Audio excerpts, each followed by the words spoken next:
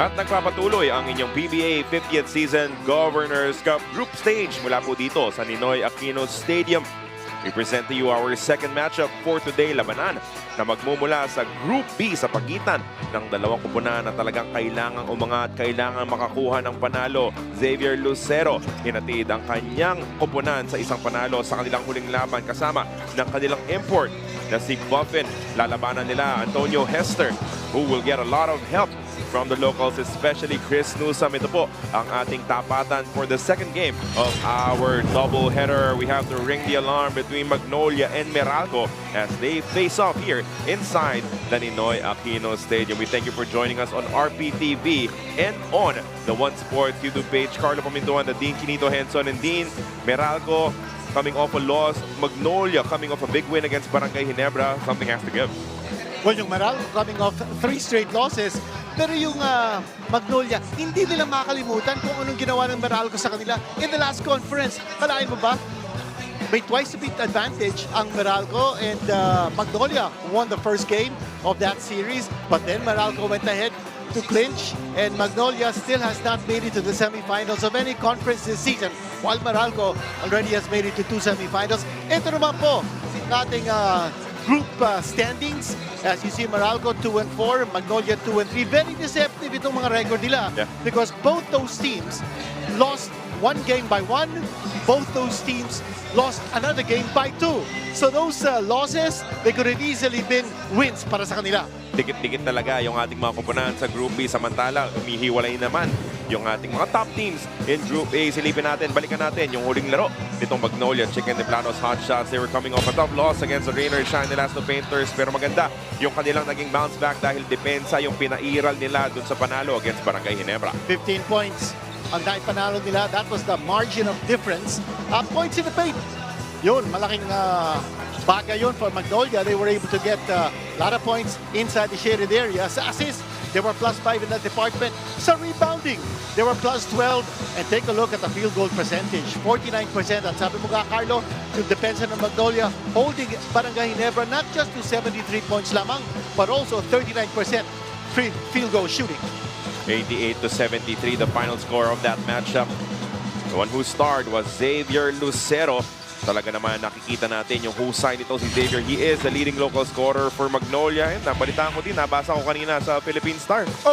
Member ng ng 30-man pool for the Gilas Pilipinas Asian Games squad. Ganun ba yun? Oo. Okay. May nagsulat yata Maraming salamat. Nagbabasa ka pala ng Philippine Star, which happens to be the #1 newspaper in the country. Okay, meron pa akong plug. Well, for Xavier Lucero, hindi lang po siya yung top local scorer ng Magnolia, but he also happens to be the player with the most minutes a game. And that's even more than Buffin. He's averaging over 37 minutes a game. Yan ang tiwala ni Coach L.A. Tenorio kay Xavier Lucero. This guy's averaging 17.4 points and 9.6 rebounds a game. Tagtag mo na yung 1.2 assists. And shooting, listen to this, 47% from 3-point distance. Talagang napakataas na porsyento niyan, lalo na coming from a player who largely plays a big man spot for Coach L.A. Tenorio. Samantala for Meralco, nagtuloy yung kanilang pasakit dito sa ating Governors Cup on a slide right now. They're trying to get healthy. They're trying to pick up wins. 85-83, they lost to the Rain or Shine Elasto Painters. Well, good news para sa kanila, because the 2 key players who have not been able to play a couple of games, CJ Cancino at si Jason Brickman, will be playing. But this was one of those games that they could have won, and they lost to Rain or Shine by 2. Remember, they also lost to Phoenix by 1. Yeah. Kanya yung record nila na 2-4. That could have easily been 4-2. But take a look at some of the figures in that previous game.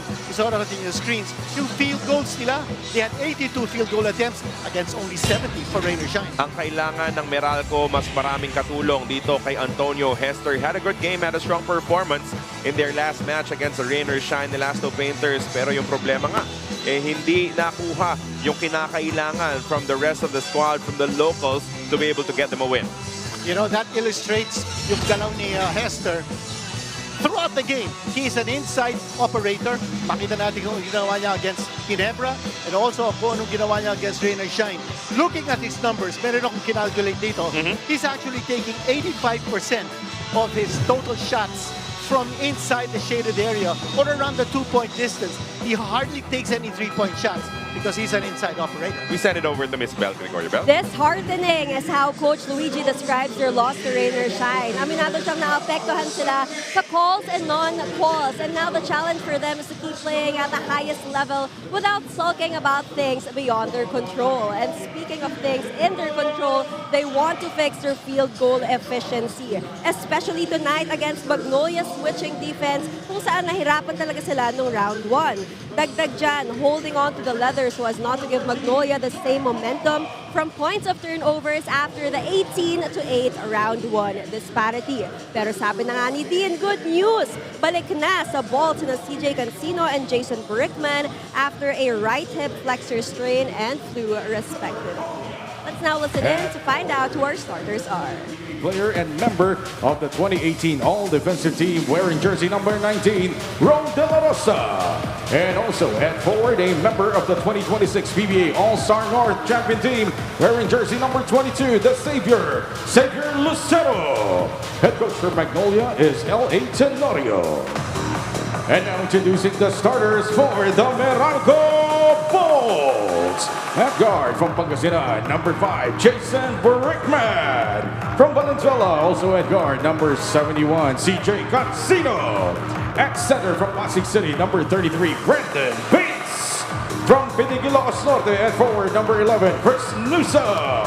And also at forward, number 9, Antonio Hester. Head coach for Meralco is Luigi Trillo. Game officials are Romel Gruta, Martin Montoya, Albert Nubla, and Conrad Vergara. Gruta, Montoya, Nubla, Vergara, our officiating crew for this matchup sa pagitan ng Magnolia Chicken Timplados Hotshots and the Meralco Bolts, Baroka, Buffin, Hopia, De La Rosa, Lucero. For Coach L.A. Tenorio, sa kabilang banda naman, Brickman will start it out with Newsom, Bates, Hester, and Cancino. For Coach Luigi Trillo as we're ready to get things going here inside the Ninoy Aquino Stadium for the second game of your PBA doubleheader. Ball is about to go up. And the game is live. First possession will belong to the Meralco Bolts. Dean, as I stated earlier, nung laban nila against Magnolia, big performance coming from Antonio Hester, but you're expecting, of course, adjustments because this is the rematch between these two teams. Well, major adjustments, particularly since Meralco will be bringing back Cancino at saka si Brickman. Those two guys sat out the last 2 games of Meralco. Both games, Meralco lost. So they're hoping to be able to get things going now.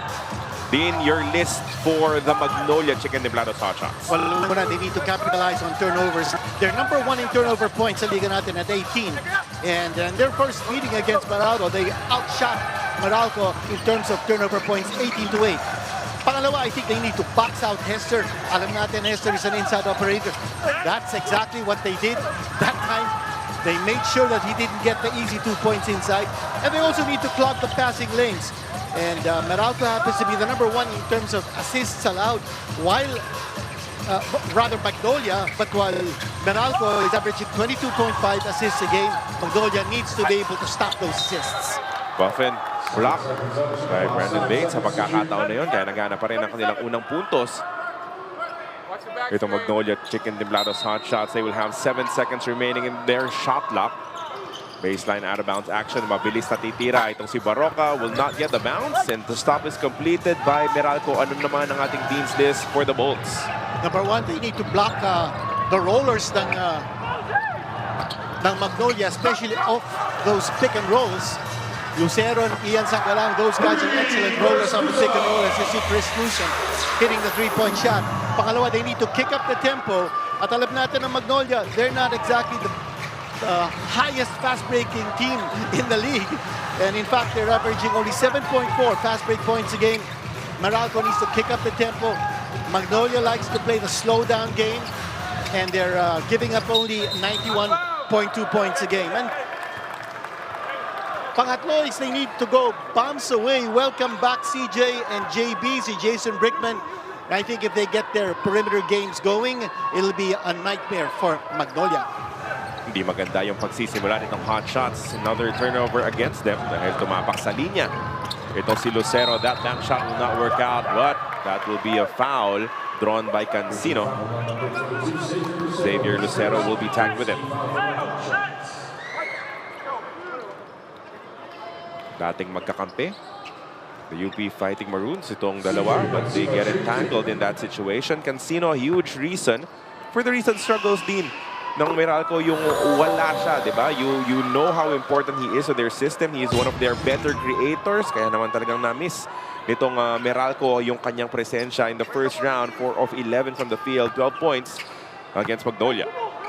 Was certainly a very vital piece for Meralco because, you know, he gets you the points, he also gets you movement, and he happens to be the third leading local scorer ng Meralco.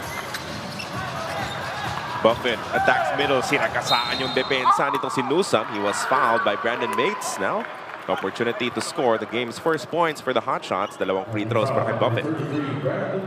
Let me correct myself. Si CJ Cancino happens to be the top local scorer ng Meralco. He's averaging 14.2 points a game. And Cancino's absence, pati si Jason Brickman. Those two are very, very crucial pieces. Sabi nga natin kanina. We send it over to Miss Bell. Magnolia's been playing at a slow pace at 68.2 possessions per game. Pero ayon kay Assistant Coach Juno Sauler, this isn't something they want to necessarily do.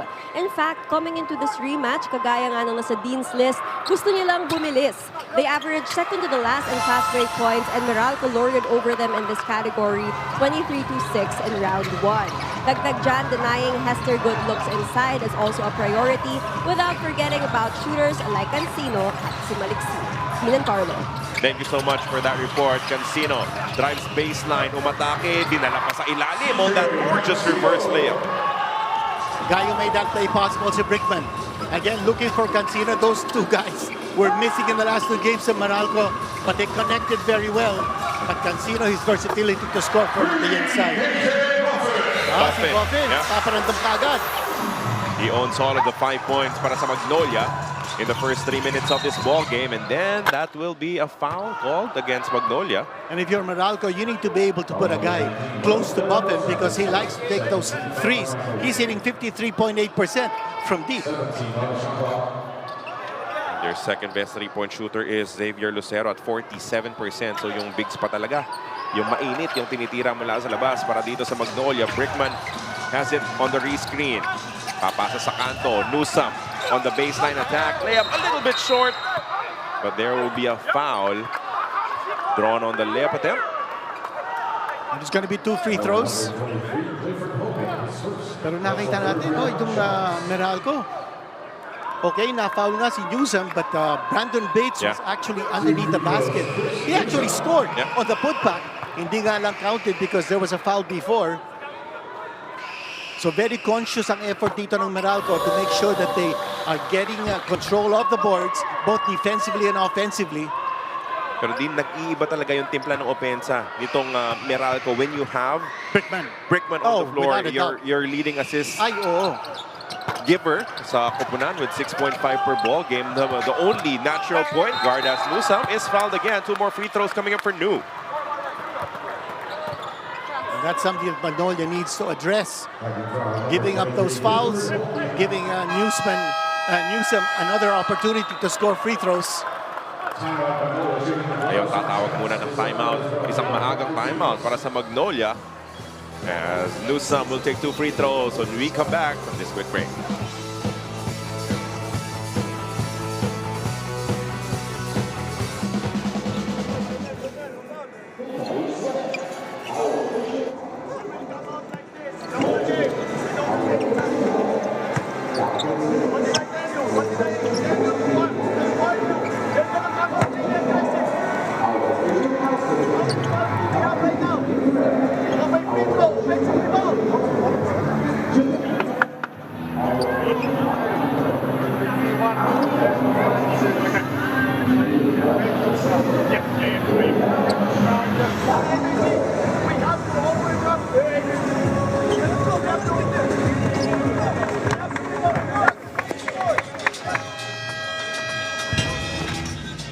Newsom with a strong start here in this matchup against the Magnolia Chicken Timplados Hotshots in their last game against Rain or Shine. 16 points, 4 of 5 from the field.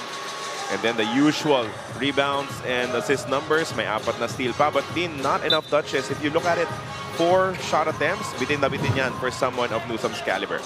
Very good shot selection because he did score 4 out of 5. But they needed, in that game, they needed Brickman, they needed Cancino, they needed a better all-around effort.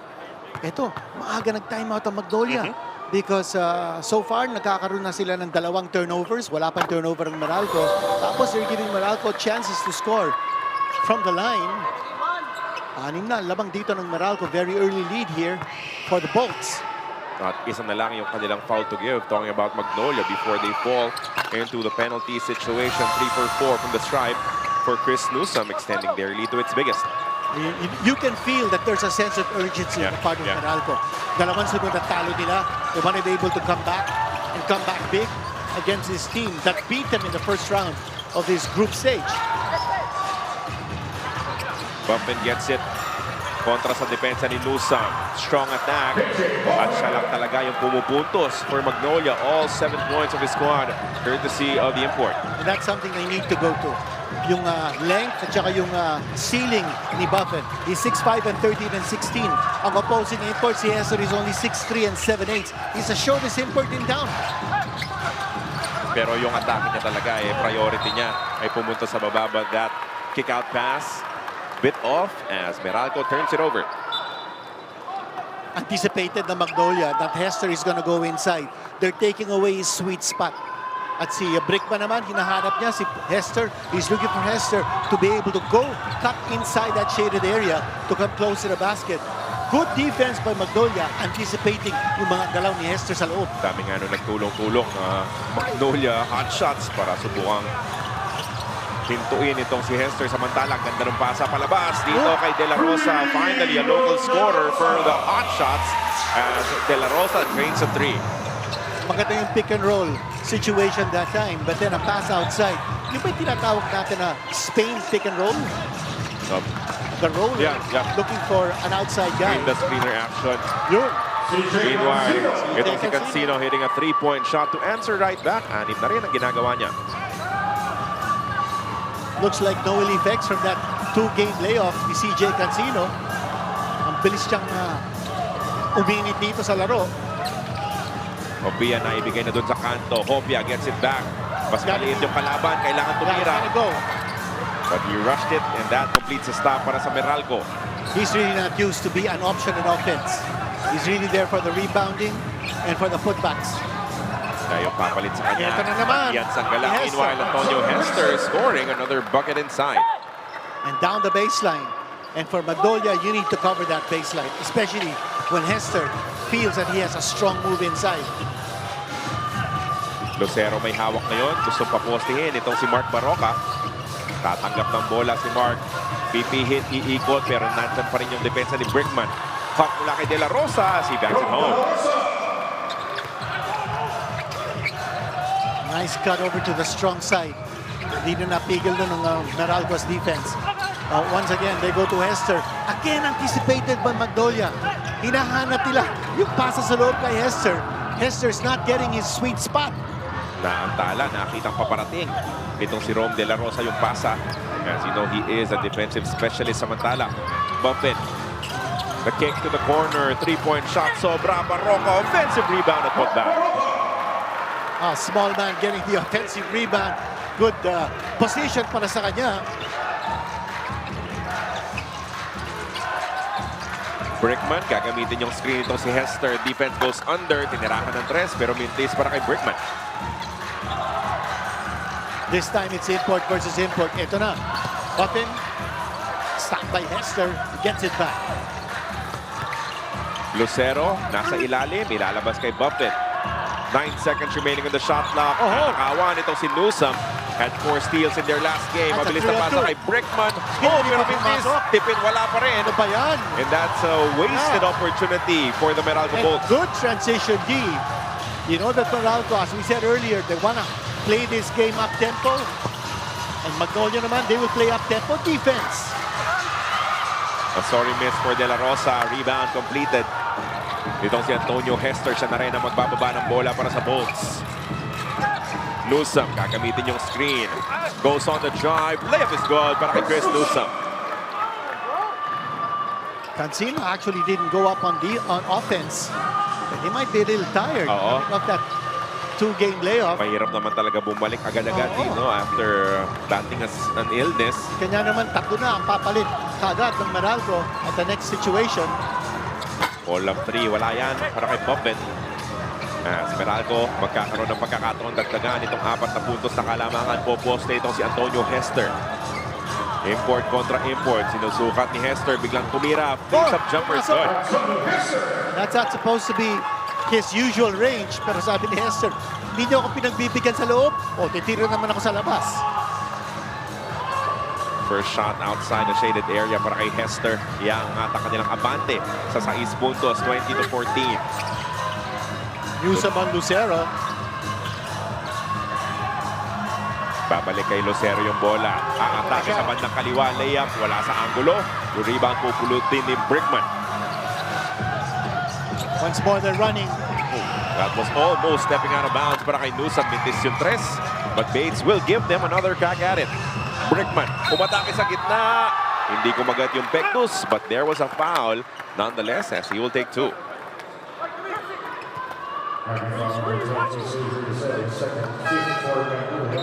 Brickman hardly goes to the line. He's hardly an offensive option ng Meralco because he's there to facilitate. So far in this conference, he's taken only 2 free throws. He hasn't missed from the line, averaging 8.8 points a game. Shooting 29% from the 3-point range, 43% from the 2-point range. Itong si Brickman. Again, his primary skill is being a facilitator. At yan naman talaga yung kailangan nitong Meralco. They have a bunch of point guards din that were converted into that position. Banquero, Newsome, Aaron Black siya. Natural na uno talaga. And he comes with very impressive credentials. NCAA US Division I, he led twice, 2 seasons in assists. Playing for Long Island University. Brickman now gets his rest along with Cancino. And those guys, I don't think they're in total game shape after missing two games. But, you know, Brickman, he's averaging 30 minutes a game. And there's only 2 players who are averaging at least 30 minutes for Meralco. Brickman at saka si Hester. 22-14. 8 ang abante ng Meralco Bolts. Lastimosa, Polly, Ian Sangalang. Yuki Entrada coming off the bench. Ganda ng pasa sa loob. Big to big. Now it is going to be Meralco's turn to call a timeout as they cut their deficit down to 6 points. The drive mula kay Sangalang. Tapos naiwanan na walang nasa harap. Itong si Yuki Andrada. 22-16. A 6-point advantage para sa Meralco Bolts.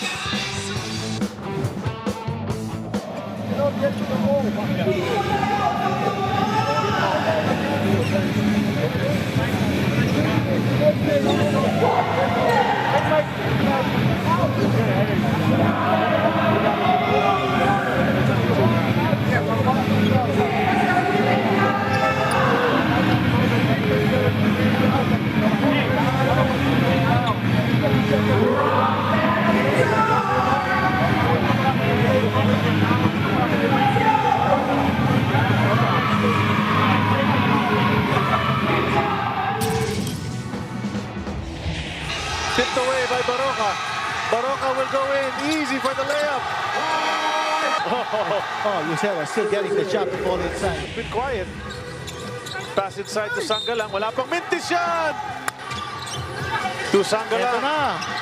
Another basket for him. 7 of 8 from the field. Isa sa 2 panalo nitong Magnolia Chicken Timplados ay nakuha nila kontra sa Meralco Bolts, 112-98. Yes, it was a little high scoring for their liking. Pero yung importante lang naman silang nanaig doon sa larong yon ang unang pagtatagpo kontra sa Meralco. As this is the rematch here in Group B action. Carlo napatawag na timeout ng Meralco because pagpasok ni Jerome Lastimosa at saka si Ian Sangalang, kaagad gumawa sila ng pick and roll situation at naka-score ang Magnolia. At something that Meralco needs to defend, yung pick and roll ng Magnolia, especially when you have Lastimosa and Sangalang playing together. Sangalang ibibigay kay Polly. Ngayon pupunta sa kanto, Andrada. Tres naman ngayon, a quick burst of 5 points from Yukin. Ito, kapapasok lang. That's instant offense from Yukin. Andrada. Yukin. His brother is Yukin. I remember his brother. He played for Alaska, played also for LaSalle. Atake sa loob. That is a clear foul absorbed by Antonio Hester. Kanina tumira ng tres. Barely grazing iron, but now this is more his game. Just going downhill, waiting for that entry pass. Veteran player now playing in his 4th conference in the PBA. He's played in 9 different countries. He's 36 years old, so you would say that he's a globetrotter. Sabi nga natin kanina, shortest import in town. Now, when he played the college ball, he didn't really play for any big-time school. Often he's going to be warned for resentment to a call. Hester's 3rd team in the PBA. Yeah. Well, he played for Terra Firma, and then he played for Magnolia, and then he played for Terra Firma again. So this will be his 4th conference. He also played for Zamboanga Valientes, by the way. So this guy really gets around. Nahihiling na rin dito sa Pilipinas as you take a look at the numbers. Steady double-double for Antonio Hester. Undersized, but that is his game. Yung talagang sa ilalim. Yung skill nitong si Antonio Hester. Kaya naman siya yung tinawagan agad-agad nitong Meralco Bolts when they understood that their original pick for an import will not be available yet for a prolonged period dito sa ating Governor's Cup of Bosses. Si Ian Sangalang ngayon, handoff papunta kay Paul Lee. Lee, defense all over him. 3-point shot won't work. Yukian Andrada gets the offensive rebound. Fresh 14 on the clock para sa Magnolia. Banquero playing tough defense on Jerome Lastimosa. They're going 1-on-1 head-to-head. There's going to be a foul. Hindi din pinibayaan ni Banquero to Lastimosa. Kahit na mas mabilis itong si Lastimosa, Banquero did his best to stay right in front of him. I think Banquero just wanted to make sure that he wouldn't give up the pass to someone who would be open. So he's going to make him earn his points from the line. At yun naman ang gagawin nitong si Jerome Lastimosa. Slow game against Barangay Ginebra with only 5 points in that contest. But averaging double figures in this conference, 10.4. A solid 14 for 18 from the stripe throughout this conference. 2 for 2 on that trip. Kaya patuloy na nalalapit itong Magnolia. Down only by 3 now, 24-21. Pansinin natin yung pagpasok dito ni Cliff Hodge. And you know, with all the controversy surrounding that game against Rain or Shine, you wonder whether it will take away his aggressiveness on defense. And that's something that we're going to watch. Pasok sa labas, Aaron Black. 3-point shot is good for AB.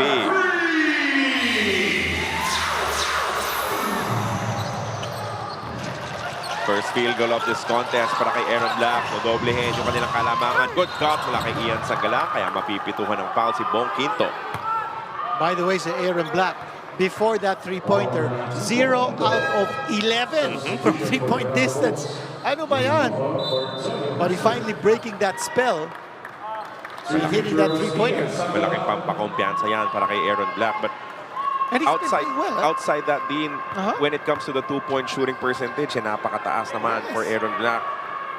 Better than 51%. And he's been starting. Kaya yun ang maganda kay Aaron Black. Nabibigyan siya ng pagkakataon, especially since Brickman was out of commission the last couple of games. Tala si Ian Sangalang, the best player of the last meeting between these two teams. Getting that first free throw to drop. Wala na pong isang minutong nalalabi sa ating first quarter. At versatile big man. Oh, si Ian Sangalang, because he can post up. He's a perfect roller in the pick and roll. And Magnolia likes to run that play. Magpapahinga si Hester, mananatili naman sa laro ang import ng Magnolia. Banquero. Drag this pivot foot. He will be called for a traveling violation. Madikit yung depensa ng Magnolia that time. Magnolia's defense actually goading Banquero to enter that no man's land. Pero din for their standards, mataas yung 27 points in the quarter sa depensa nitong Magnolia. Yeah. And Magnolia is, as we said, a tough defensive team.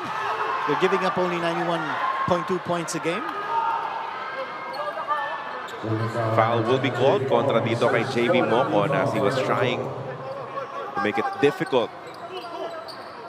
With the entry pass patungo kay Ian Sangalang. 4 team fouls for Meralco. They managed their foul situation very well. May isa pang foul to give bago magtapos ang ating first quarter. AJ Buffett against Quinto. Nagpaikot-ikot pero nawala yung bola. Steal coming from Cliff Hodge. Last possession for Meralco. Paubos na ang oras halos dito sa ating first quarter. Kaya nga hindi na magmamadali itong Bolts. They will just take the final shot of this quarter. Penalty na rin naman. Itong Magnolia Chicken Timplados Hotshots. 6 seconds to score. There's the high kick. Banquero. Bigger defender, and there's going to be a foul. Ako, Coach L.A. Tenorio didn't like that play. Nasa penalty situation sila. Paubos na ang oras, 1.6 seconds to go. Na-foul pa si Banquero. Banquero didn't look like he was going anywhere to make a decent shot. Napakamot sa ulo si Coach L.A. Tenorio. Stretching the lead now are the Bolts. Got off to a better start in this ball game. Courtesy of their import Hester. Yung mainit ding simula nito si Chris Newsom ngayon. Dalawang free throw papasok para kay Banquero. One last attempt here in the first quarter.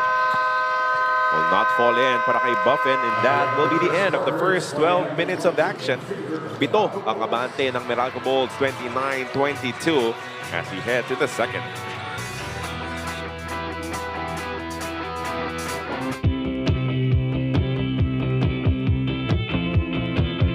Take a look at the big screen once again. It's time for TNT Jowa or Katropa Camp.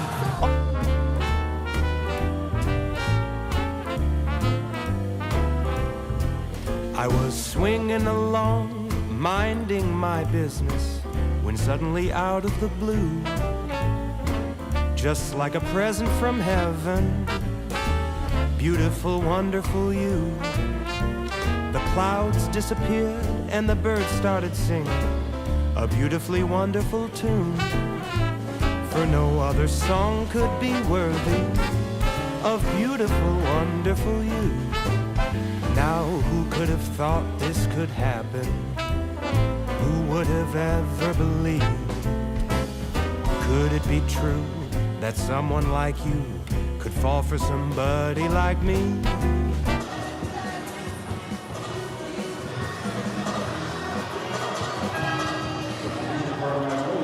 So far, so good for the Bolts. Hawak nila ang lamang 29, Magnolia 22. Chris Newsom only shot 2 of 11 from the 2-point area kontra rain or shine. What stood out to him was not being granted a trip to the line ni isang beses. Inasahan niya mula sa kanyang sarili to finish through contact, and when he wasn't getting to the line, sumipa na yung frustration. Pero nung nag-players meeting daw sila, siya rin ang unang nagsabi na siya ang unang hindi dapat magpapa-apekto. He has to be the first to move on to the next. Gentlemen. Maraming salamat for that report, Miss Bel Gregorio.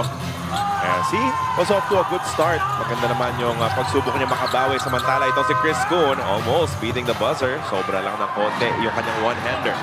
Maganda na naman yung depensa pinakita ng Meralco on that play. Now, in the first quarter, Meralco shooting 57.1%, but their defense holding Magnolia to only 43.8%. Ganda ng pasa sa kanto. Mocon wide open. Mintis nga lang yung tira. Kuhn is with Paul Lee, Ian Sangalang, Yukian Andrada, and Jerome Lastimosa as the 5 para kay Coach L.A. Tenorio kontra. Dito kina Chris Banquero, Mocon, Bong Quinto, Aaron Black, at Cliff Hodge. Mananatili ang bola sa Magnolia. 11 segundo, nalalabi sa kanilang shot clock.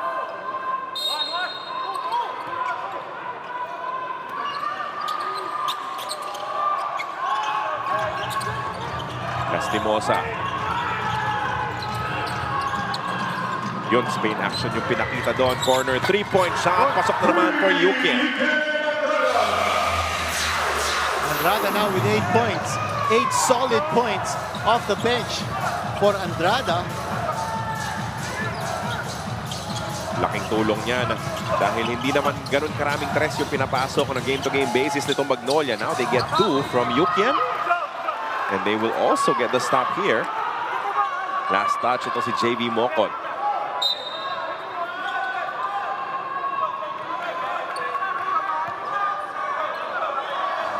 Magnolia hoping to steal momentum away mula dito sa Meralco Bolts sa pagsisimula ng ating second quarter. Nalamangan sila ng 7 sa pagtatapos ng ating unang yugto. Pero ngayon, unti-unti nang binabawasan ang kalamangan yan ng Meralco. 4 ang kanilang hinahabol.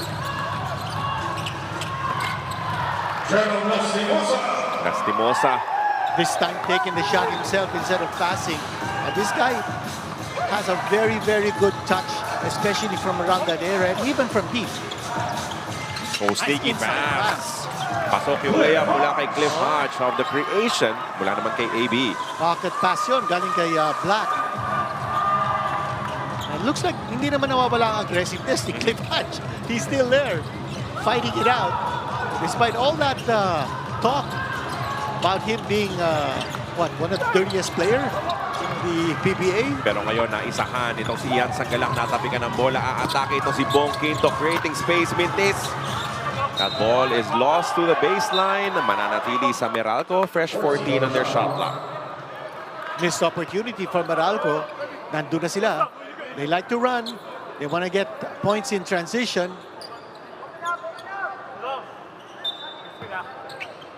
Wala pa yung dalawang import sa loob ng court. Mas naunang nagpahinga, no? Itong si Antonio Hester. Pero si Hodge, aatake na naman. But now, well defended. Good presence on defense mula kay Ian Sangalang. Bababa ang Magnolia. Maghanap ng paraan. Mailapit lalo ang larong ito. As Chris Goon has it. Masikip, pinaalis ito si Paulie dahil gusto pumose ni Ian Sangalang. That will be tapped out in favor of Magnolia. 10 left in the shot clock. Cliff Hodge defending Ian Sangalang. Ang galaw ni Sangalang kanina, he was rolling to the basket after a pick. And then he went to the post. Eto, again, he sets the high pick and then he rolls. Gives a chance for Kuhn to score, but hindi pumasok. Nakadalawang shot attempts na ito si Chris Kuhn. Parehong maganda, no, Dean? Pero hindi lang niya makompleto. The same will happen on the other side. Mintis din yung tira nito si Aaron Black. Nagpakalido ng Meralco. They need to settle down, but of course they want to play up-tempo, but they need to be able to get that extra pass going. 31-27. Lastimosa, hindi makahanap ng puwang. Aatake na lang itong si Chris Kuhn. Mas malaki kesa kay Aaron Black. Still nothing. There's going to be a foul on Kuhn. Nagkakiskisan sila doon itong si Aaron Black. That will be the first team foul against Magnolia Chicken Timplados Hotshots. 21 on the shot clock.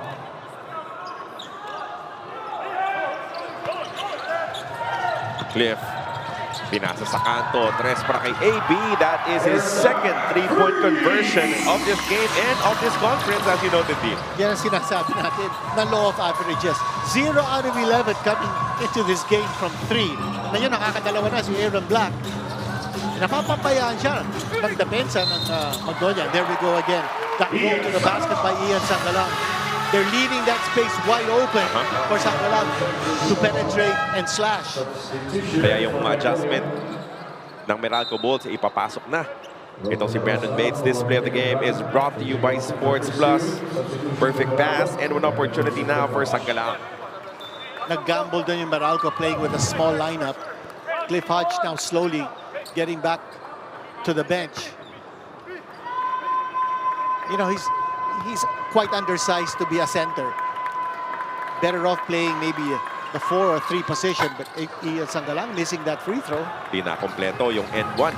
Itong si Ian, kaya mananatili ang abante ng Meralco sa 5 puntos, 34-29. Ian is only shooting 50% from the free throw line in this conference. Ito na.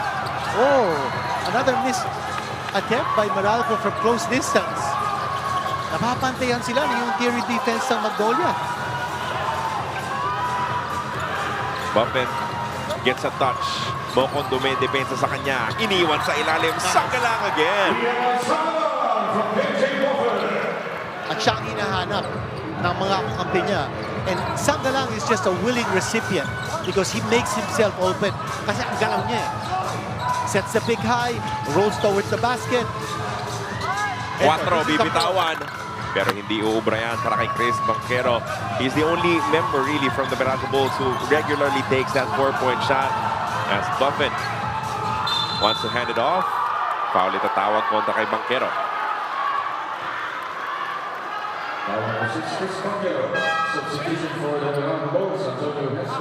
At sa wakas, magbabalik na sa laro itong si Antonio Hester after that prolonged break. Look at that drop pass. Ian Sangalang, the reverse layup to inch them even closer, only down by 3 now. Nabanggit po si Banquero kanina about the 4-point shooting that he has.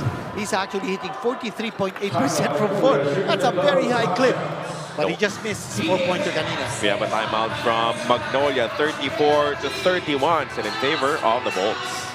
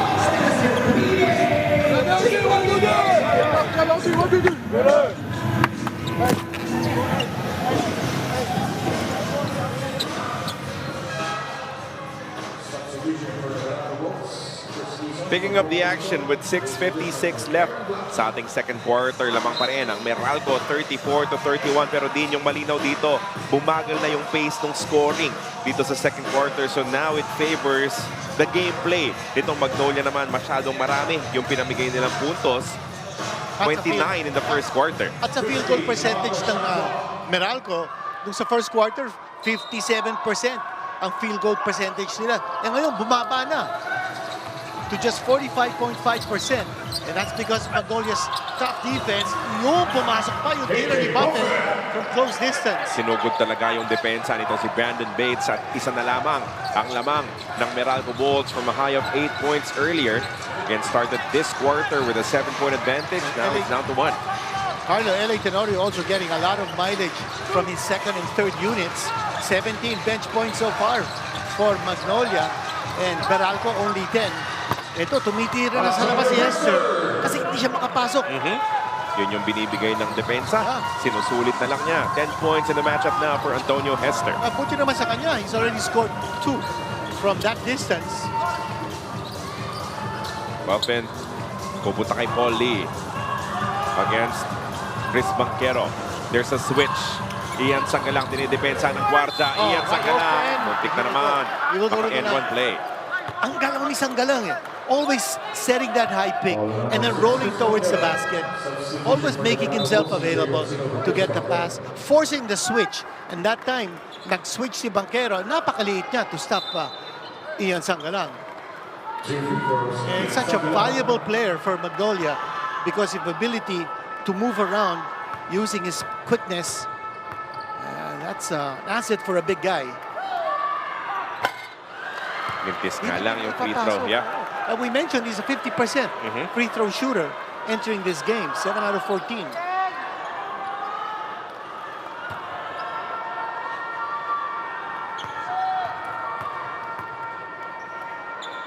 Past the midway mark of our second quarter, Sangalang makes the adjustment.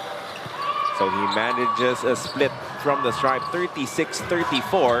Dalawa abante ng Meralco Bolts. 6 points for Sangalang, 5 coming here in the second period.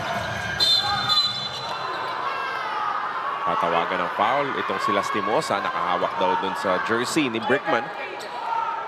Bontik na nakakuha ng turnover ng Magnolia. They're putting some pressure now on Meralco.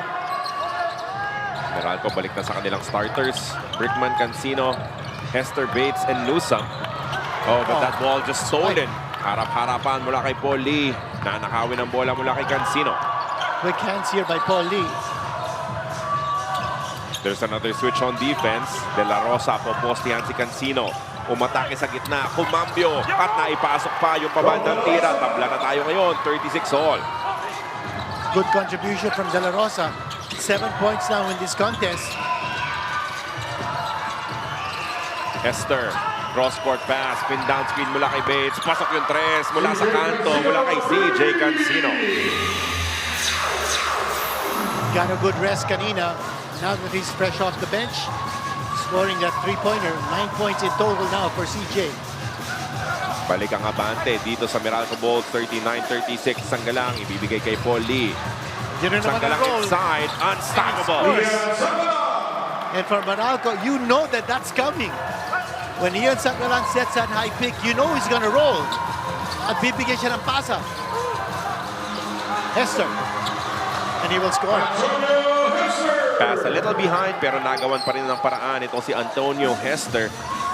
Really strong performance dito sa ating first quarter for Hester as he's helping his squad stay afloat. Up by 3 points, 41-38 with 4 minutes, 17 remaining in the second quarter.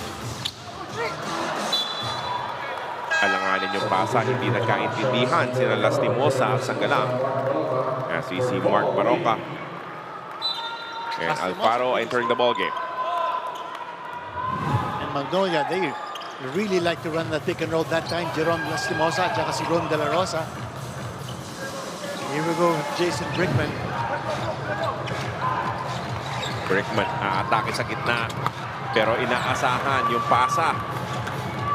Itong si Alfaro with the takeaway. And you know, Magnolia has really toughened up its interior defense. Ito na si Buffin. Oh, big offensive rebound. He's a much bigger player than Hester. 4, Alfaro! Pasok yan! Alfaro! He's 2 out of 4 before that from 4-point distance. So he's a 50% shooter from 4. Then he has now shot 3 of Magnolia's 4-point shots in this entire conference. Alam mo, praktisado talaga yan itong si Alfaro. Cancino naman, bumabangga, naghahanap ng paraan, nakalapit, pero mintis yung layup. And also a good job of Magnolia not giving up the foul. That will be short mula kay De La Rosa. Pero unang tikim ng halamangan para dito sa Magnolia Chicken Timplados Hotshots. Hester, reverse layup. But that baseline is wide open para sa kanya. Magnolia has to do a better job of shutting the door. 14 puntos na para kay Antonio Hester. Mabilis na ibibigay ang halamangan pabalik sa kanyang kupunan. Another dive from Sangalang. Yung kanyang pasa makukuha ni Baroka. De La Rosa, iikot. Buffin, 3-point shot. Oh, yes. Gets this one to rattle home.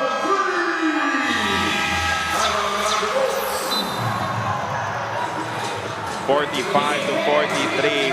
Dalawang abante ng Magnolia. Courtesy of that 3-point shot. He made one earlier from that spot. Good again for 3 coming from Buffin. 45-43 timeout.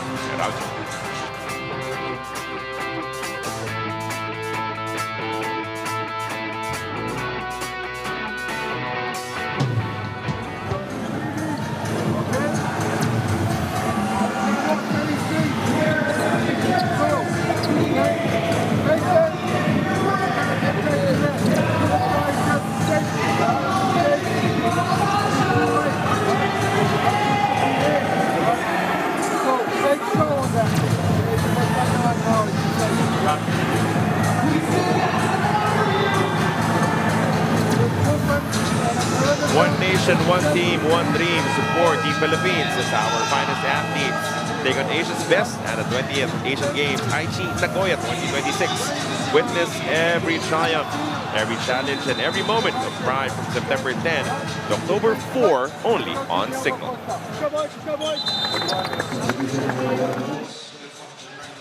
At nagpapatuloy po ang mainit na aksyon dito sa loob ng Ninoy Aquino Stadium. Carlo Pamintuan, kasama pa rin si Nadine Quinito Henson. Isbel Gregorio is our courtside reporter for this match. 45-43, dalawang abante ngayon na Magnolia. Carlo, nabagiting Asian Games.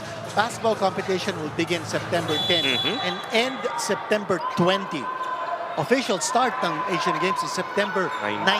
Yeah. So, basketball will start early and also end early in the Asian Games. You know, that might have something to do with some of the B-League players. At kung kailan sila mag-uumpisa. Di tama yan. Cancino, tres na naman mula sa kanto. Mintis, Baroka, kukunin yung rebound para sa Magnolia. Ngayon gustong dagdagan ang kanilang pinakamalaking kalamangan dito sa larong ito. Baroka, hawak-hawak yung bola, ibibigay sa ilalim. May mismatch. Kumagat yung double team. Pupulutin ni Hopia. Pero hindi niya makukuha bago tumalbog sa labas. Kaya turnover yan para sa Hotshots. Coach Nedad again going with a small lineup. Hester now is playing in the center position. Or it could be Cliff Hodge. Either player, they'll still be playing a small lineup on the floor. Brickman yung tumatao sa kanya mas malaki na si De La Rosa. Nakadalawang pull-up jumper na. Mintis naman ngayon mula kay Hester. Hopia is just too big, too long for Hester to take that shot leisurely.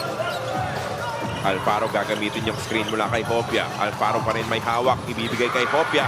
Mishandles but recovers. Naipadala kay Baroka. Hopia sa itaas. Kailangan ng tumira. Isang segundo na lang. Mauubusan ng shot clock. Pumasok pa naman yung tira, but that's after the shot clock expired. Magnolia still up by 2. 1:23 to go.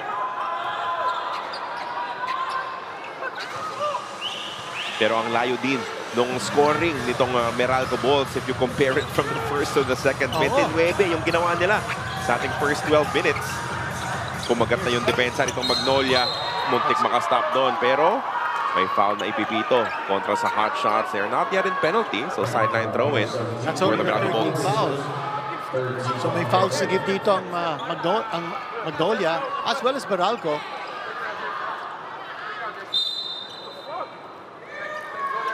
It's become a very tactical game. Ginagawa dito ng Magnolia, slowing it down, playing the tough defense. Kanina si De La Rosa yung pinapatao kay Brickman. Ngayon naman yung import na. Ganyan kataas yung respeto ni Coach L.A. Tenorio sa playmaking.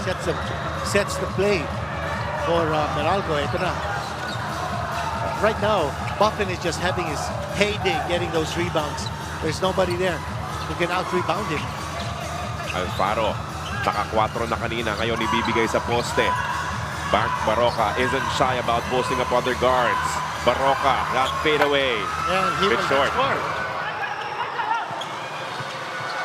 Last couple of possessions, step in, 3-point shot. Bakit nga naman hindi? 2 for 1 ang ginusto nitong si Chris Newsom, and he will hit nothing but the bottom of the net. 46-45, balik ang kalamangan sa Meralco. Smart decision by Newsom to take this shot because this will be a 2 for 1 situation para sa Meralco.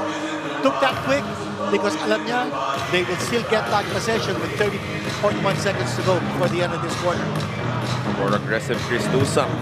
Ang ating nakikita talagang hinahanap yung kanyang opensa. 30.1 seconds, so 6-second difference between the game clock and shot clock here in the second quarter.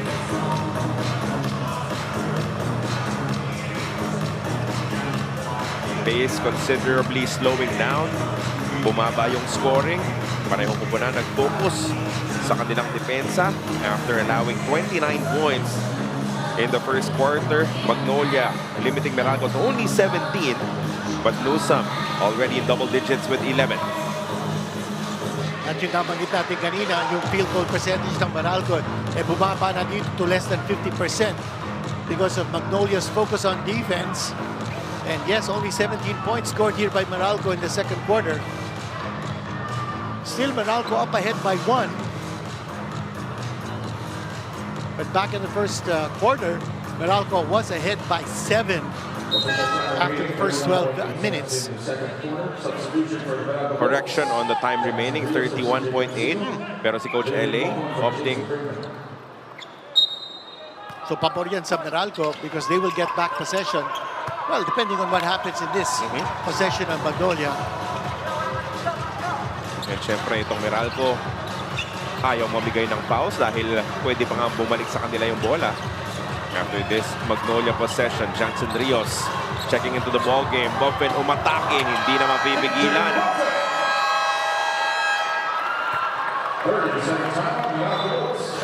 13 seconds remaining here in the first half. 47-46, balik ang abante dito naman sa Magnolia.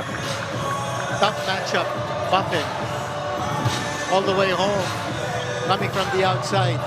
Nobody taller than him. Ito, makita natin ang ginawa niya.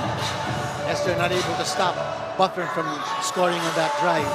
Pero ito yung sinasabi natin, magkakaroon ng huling possession ng Meralco because of that 2-for-1 play in Newsom.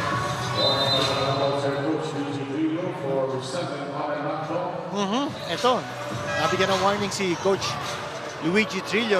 I think yung pinupunto ni Coach Luigi was nahawakan dun sa ilalim itong si Antonio Hester by Hopia, kaya hindi na nakatulong, hindi na nakahelp dun sa pag-drive nitong si Buffin.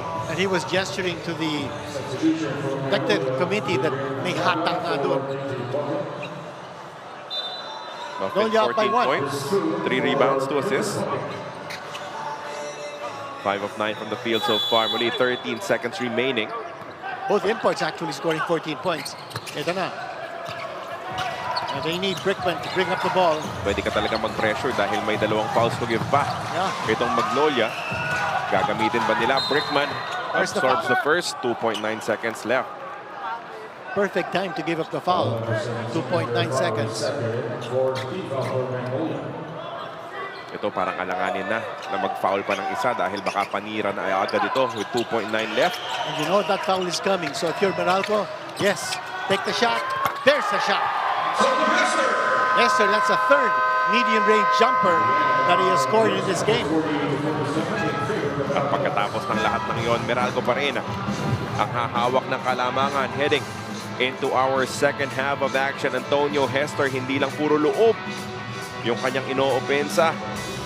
Yung mga pagkakataon na pagbibigyan siya tumira from their mid-range, na ipapasok rin naman niya as we are heading into our halftime break with the Meralco Bolts leading 48-47 against the Magnolia Chicken Timplados Hotshots.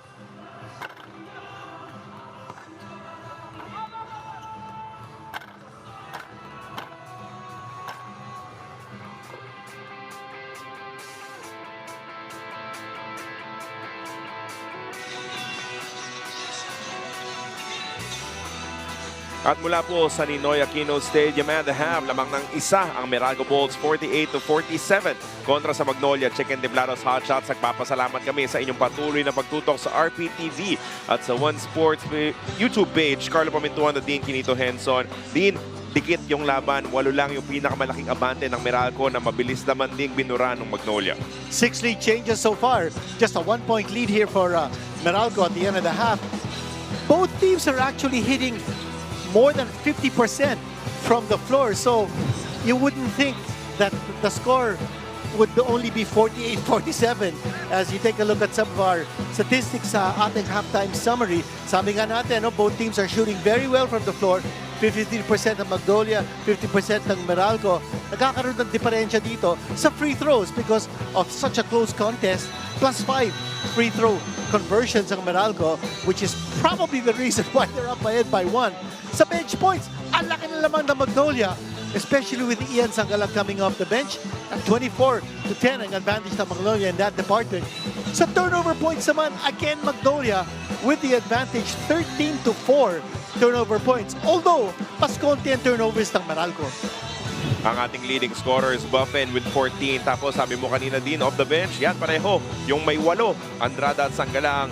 from the second unit of Coach L.A. Tenorio. Nakakagulat yung contribution ni Andrada, but showing that his capability on offense, 8 points na para sa kanya. Same output as Ian Sangalang. And for Meralco, 2 players in double figures. Chris Newsom, you saw him take that big 3-pointer to give them a 2-1 advantage, which they capitalized on because nakapunto sila on that last possession. Cancino coming back after that 2-game layoff with 9 points. And Aaron Black hitting 2 3-point shots, Carlo, after missing 11 consecutive before this game in this conference. Di neto naman, silipin natin yung mga ilang plays na ating napili. In the first half of action, maganda yung pasahan nitong Magnolia, looking for opportunities for the open man. Ito makikita natin, you've got Hopia. And then De La Rosa over on one end of the floor. You see Hopia finding the open De La Rosa for the shot. And, that's actually a very dangerous cross-court pass. Pero they were able to execute and they were able to get that pass. And ito naman yung pick and roll. Rolling to the basket is Ian Sangalang. And meron siyang dalawang options to pass to as the defense collapsed. And so he went to the left side. And that was an easy 2 points for Yuki and Andrada. And that kind of play, yung pick and roll ng Magnolia, they've learned that you don't necessarily get the points from the roller, but the roller becomes the assist guy because hinaharap niya kung sino libre, especially if Meralco collapses his defense against the roller. At pinupunto natin yung pasahan nitong Magnolia dahil lamang sa statistical category na yan itong Hotshots. Even if they're down by 1.5 points, they have 12 assists compared to 10 for the Meralco Bolts. Kaya tingnan natin kung magpapatuloy nga ba ang ganda ng bigayan ng bola nitong magkakakampi mula sa Magnolia o magkakaroon ba ng adjustments mula sa Meralco Bolts. Yan po ang ating pagpapatuloy na abangan dito sa second half ng ating laban. Muli po, nagpapasalamat kami sa inyong patuloy na pagtutok. Carlo Pamintuan, the Dean Kinito Henson with Miss Bel Gregorio. Courtside duties for this ball game, Jason Brickman, Chris Newsom, Brandon Bates. Magsisimula kasama sina CJ Cancino at Antonio Hester para sa Meralco. Sa kabila naman, Xavier Lucero, different Hopia with Buffin, De La Rosa, and Barroca as the 5 for Coach L.A. Tenorio. Balikan natin din yung iyong mga Dean's List. Simulan natin with the Meralco Bolts. Well, for Meralco, X-Mark yung block the rollers on the pick and roll ng Magnolia. And they haven't been able to kick up the tempo because both teams actually have not scored a single fast break point. But you check mark nila. Welcome back, CJ. And Brickman with 2 assists so far, 2 points. CJ with 9 points. Magnolia naman, tatlong check marks against 2 X marks for Meralco. Yung check marks sa Magnolia, they've been able to capitalize on turnovers, 13-4. Advantage in turnover points. They've been able to take away Hester's sweet spot. Hester has scored 16 points, but 3 of his 7 field goals have come from outside. So they have taken away his inside space. And finally, they've been able to clog the passing lanes. 12-10, an advantage to Magnolia in assists. Clifford Hopia making his presence felt. Scoring of a tip in para ilapit ulit ang ating talaan. Ibaba ang lamang ng Meralco sa isa after. It was CJ Cancino who opened the scoring here in this third quarter. Hindi nakapag-box out itong si Hester. Masyado na siyang malalim. Halos nasa ilalim na ng ring doon. Kaya napagbigyan ng espasyo si Hopia. Hester against Hopia. Then they go to Chris Newsom with a shot and the conversion. By the way, nakikita ko kanina si assistant coach ng Magnolia, Jonas Auler. Now, he's headed for India. Yeah. He's going to be the coach of the Gilas under 18. Pangatlong tres mula dito kay Chris Newsom. Good cut. Open. Mintis nga lang yung layup as he was fouled. So 2 free throws paparating para sa kanya. Lucero, very quiet night para sa kanya. He's only got 2 points. A very unselfish play here for Lucero.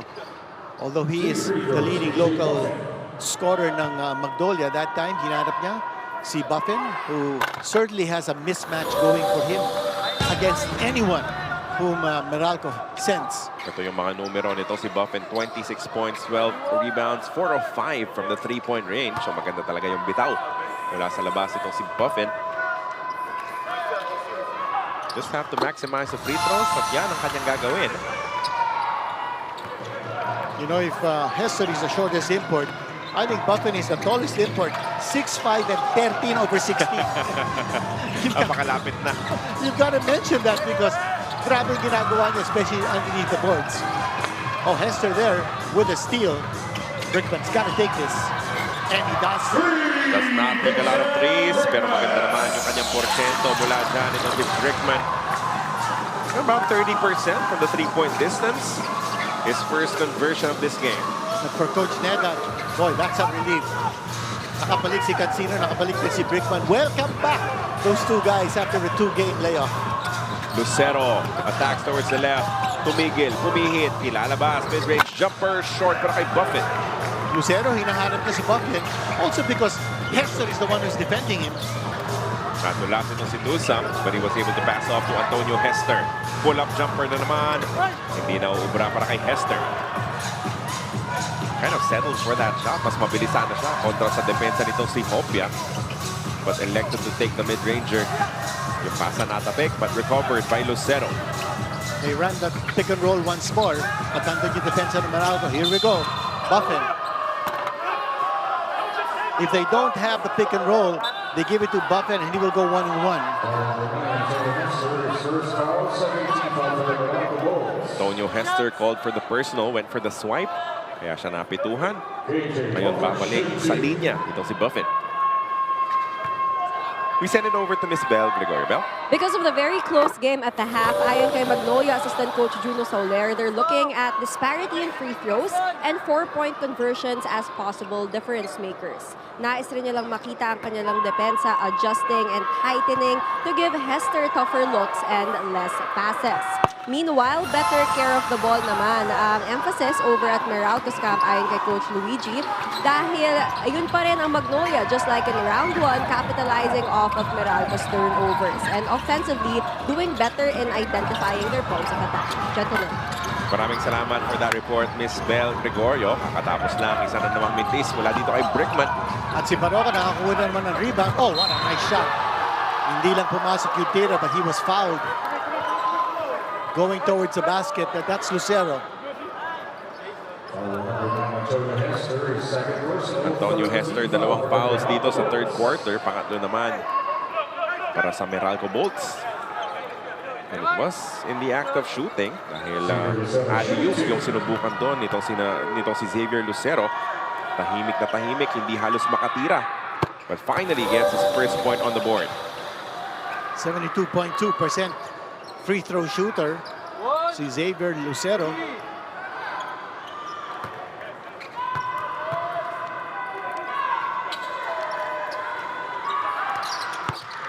Two for two from the stripe.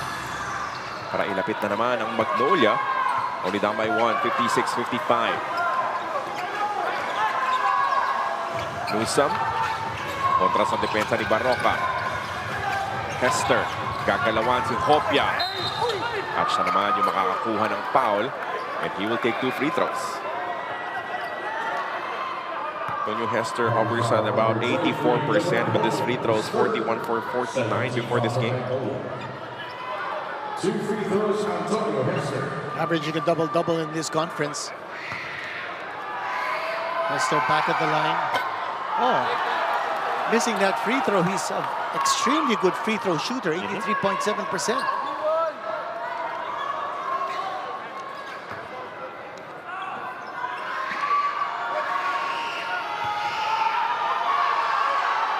Pangalawa para kay Hester. Ooh, back-to-back misses.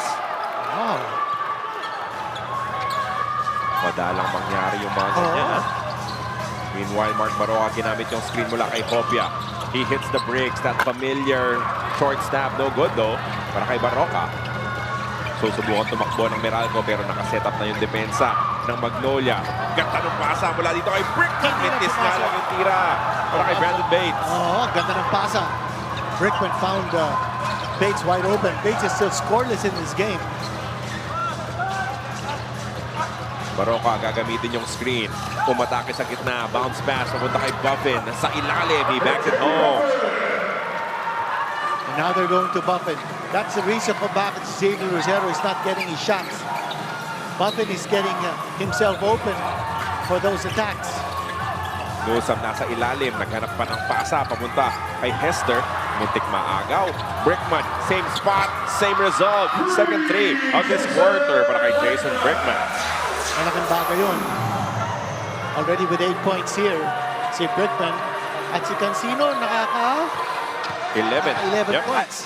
Meanwhile, Buffin, hindi kumagat yung pektos. Rebound para kay Brandon Bates. Another three for Brickman. Hindi uubra yung kanyang heat check. Rebound para kay Hopia. Magnolia, di muna magmamadali. They want to set up a play here. Natapikan mula sa likod.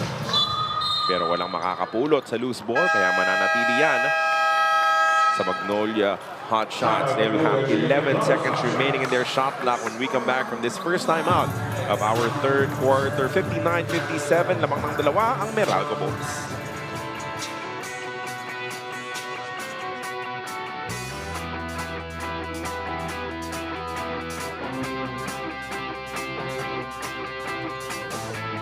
Take a look at the big screen once again. It's the TNT Jowa.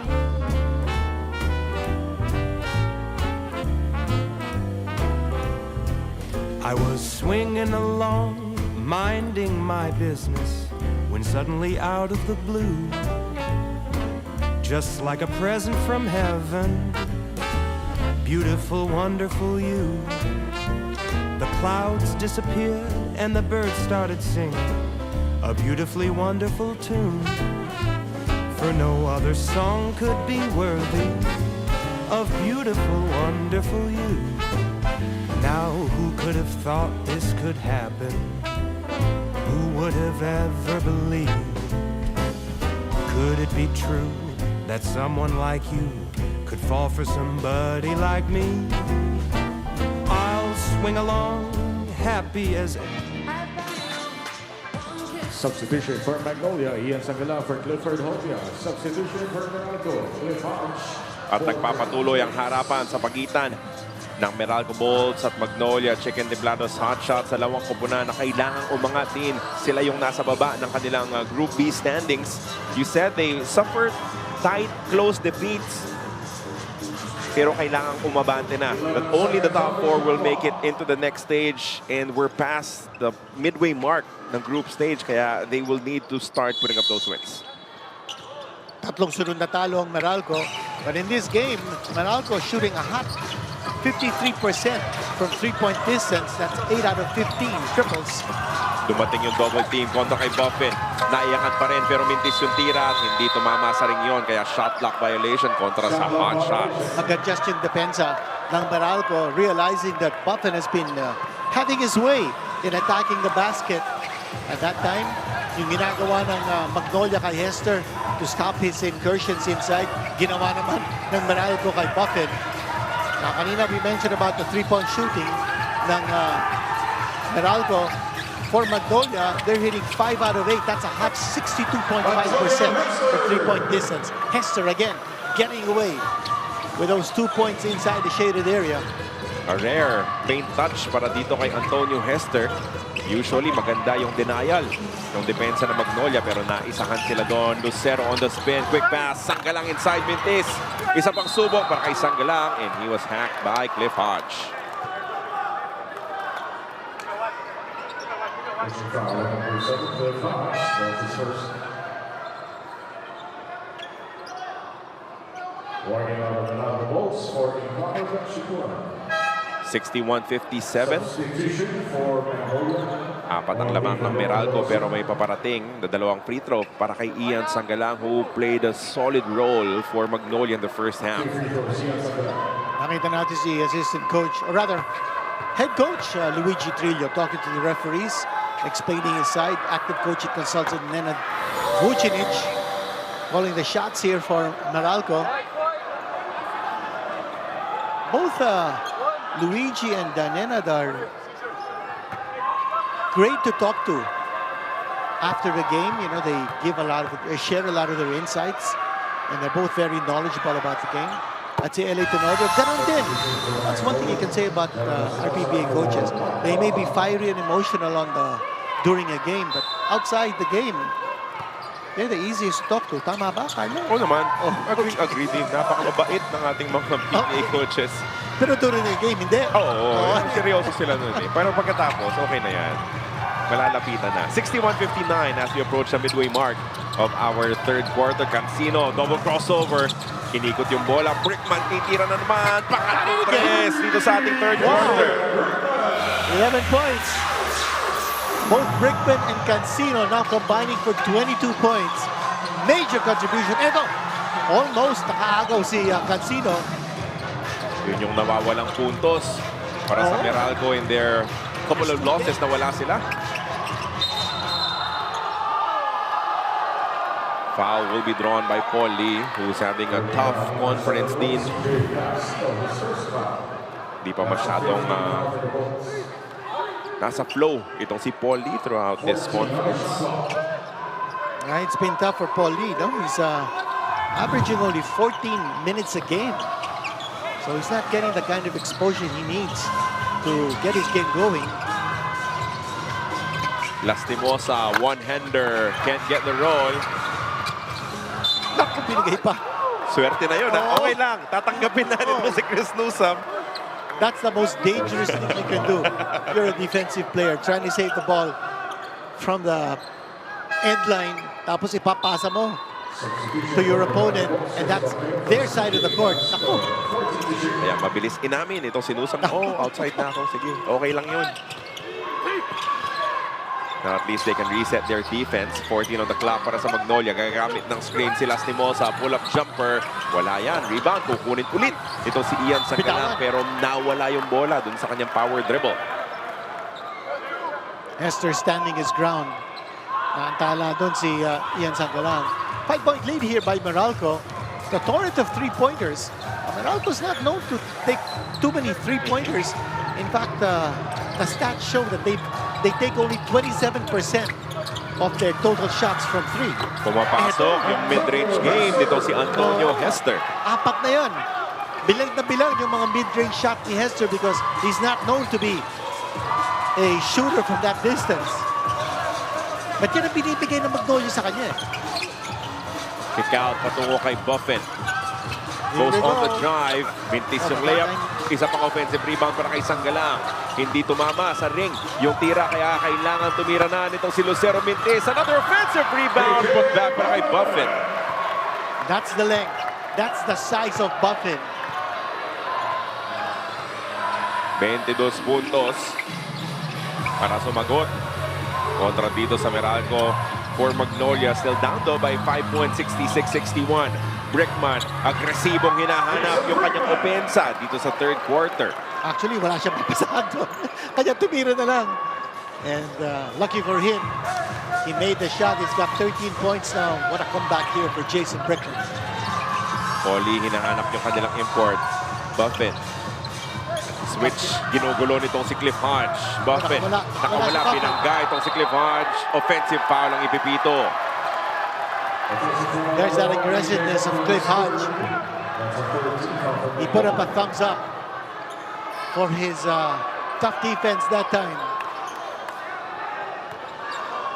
Ang ganda ng sagutan ng Ray Michelle at Meralco with their statements about Cliff Hodge. Ito, makita natin. Buffin committing that foul. Brickman, ipapasa naman kay Antonio Hester. Antonio, lumapit, nawala yung bola. He recovers. Banquero, open for three. No good. Rebound Sangalang. Tapos foul, itatawag kontra kay Antonio Hester. Nasa gasaan ito si Paul Lee, pero mabilis namang hihingi ng paumanhin itong si Antonio Hester. Kanina tumira ng tres si Banquero. A very rare situation for a player in the PBA. Banquero shooting 43% from 4, only 28% from 3. Ano ba yan? Mas open kasi yung 4 dito. Mas malayo yung depensa sa kanya. Again, Banquero was the first player to ever hit a 4-point shot in the history of the PBA. And there's Hester explaining his side. Referees just checking if there was a... The official review, it's a foul on number 9, Antonio Hester. Simpleng foul lang naman pero nasa penalty na itong Meralco Bolts. Kaya itong si Paul Lee. Marami pang oras dito, ha? 3:23 before the end of the third quarter. A lot of things can still happen here, but Meralco's up by 7. Paul Lee stays perfect. Yeah. His conference from the stripe, 12 for 12. Ito yung nangyari kanina. Nadulas, natamaan. Anyway, Kaya nadulas na rin itong si Paul Lee. the referees, of course, review that. The Paul Lee continues to be spotless in making free throws. Meralco managing to stay ahead of the Magnolia Chicken Timplados Hotshots. Pero 5 lang ang hinahabol dito. Nakukunan ni Coach Eli Tenorio on the re-screen. Ganda ng pasa patungo sa ilalim at Antonio Hester making beautiful music with his point guard Brickman combining to extend their lead back up to 7. 22 na para kay Hester. At saka Brickman, when he releases to look for the pass, it's a perfect timing. Oh, it looks like a foul on Cliff Hodge. But good idea for Lucero. He charged in and he was looking for Ian Sangalang. He was not looking to score, he was looking to pass. Timeout tayo dito. 2 free throws mabibigay sa Magnolia when we come back from this quick break.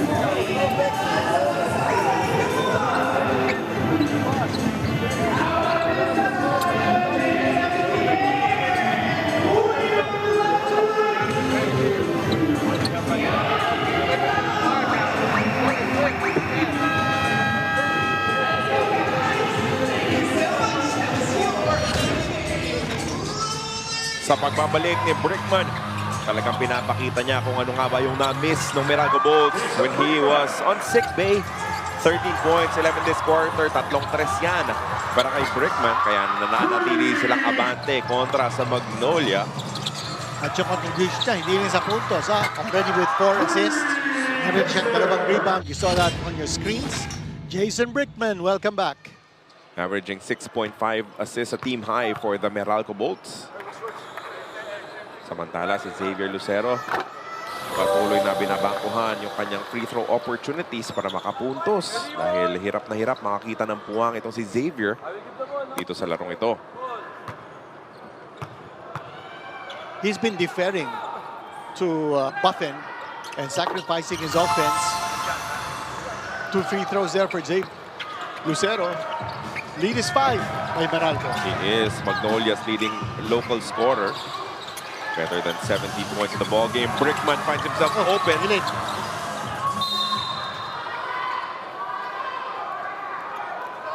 So a good stop for Magnolia. Susubukan na lumapit lalo dahil alam nila importante din yung momentum heading into the fourth quarter. So if they can somehow turn this around in the final 2:40 of the third quarter, that should be a big boost to their bid. Lastimosa giving Barroca rest.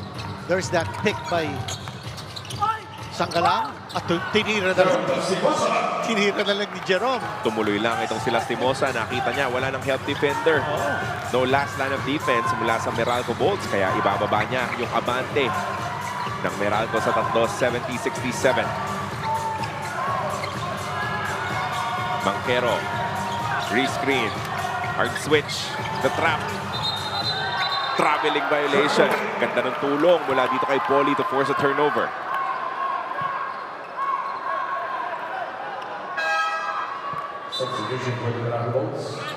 Quintos checking back in. Si Brickman ang papalitan. Banquero is still on the floor. He committed that turnover. Kanina lamang. 3-point lead here by Meralco. Lastimosa gagamitin ulit yung screen itong si Sangalang.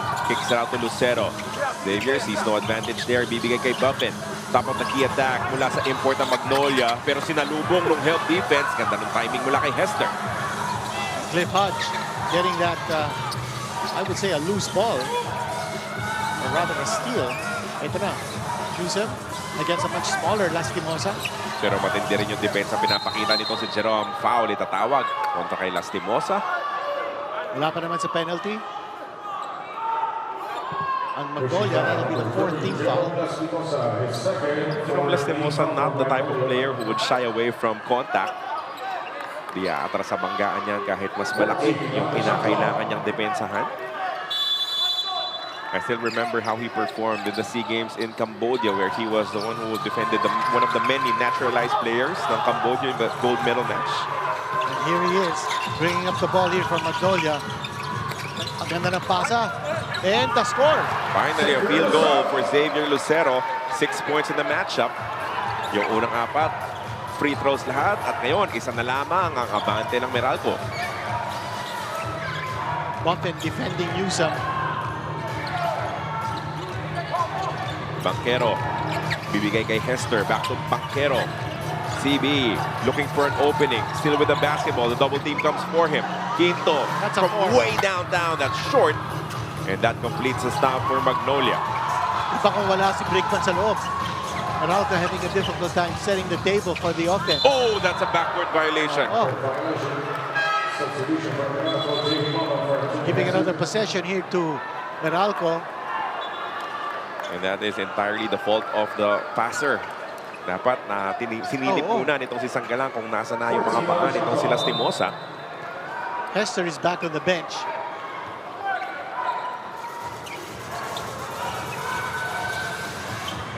Eight seconds in the shot clock para dito sa Meralco. They'll have to rush now. Are they even aware of it? Mocon, umatake. They don't know. Yun yung problema din dahil hindi tumawid. They only had 14 seconds and I don't think they talked about it. Well, with 23.8 seconds to go, Magnolia can just wipe out the remaining time here in this third quarter. There's got to be better awareness of the clock situation. And we're not just talking of Meralco, but for Magnolia as well. Nasa penalty na po ang depensa nitong Meralco Bolts, so no fouls to give for them. Paul Lee on the attack. Goes middle, Lee. Back And he it scores! home. What a big basket there. They need to put up the shot. Quinto unable to beat the buzzer, so Magnolia will take the lead heading into the fourth and final quarter of action. They had the better game plan in the final 3 minutes to wrest the lead away from Meralco, 71-70 at the end of 3.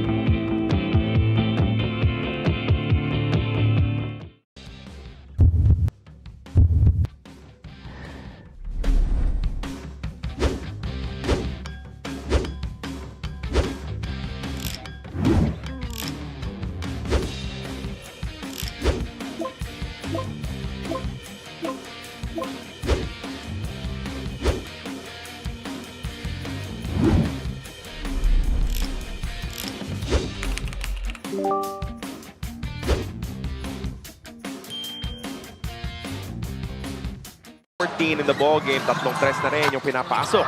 Itong si Newsome. In the first half, may nanggulat mula dito sa Magnolia Chicken Timplados Hotshots. Yultien Andrada. Nakawalong punto sa loob lang ng 7 minuto pero hindi pa natin siya nakikita na maglaro dito sa second half. Will we see him in the fourth quarter? We'll find out in just a little bit as we present to you the final 12 minutes of this game between Meralco and Magnolia. Muli po maraming salamat sa inyong patuloy na pagsubaybay. Carlo Pamintuan, the Dean, Quinito Henson on the phone with Miss Bel Gregorio patrolling the sidelines. Big blast by Magnolia to end the third quarter. 8-0 yun. And anchored on top defense, forcing turnovers against Meralco. At sila naman nakakuha ng magagandang mga pagkakataon to score. there will be a delay before we start our fourth quarter. Because there's an apparent leak spot on the floor sa harap ng bench nitong Magnolia. Kaya sisiguraduhin muna natin na mananatiling playable ang Both ating courts. courts. Yeah. Are we gonna have timeout? And our officials are looking at it first. So we'll take a break. We'll be back when we're ready to resume action here inside the Ninoy Aquino Stadium.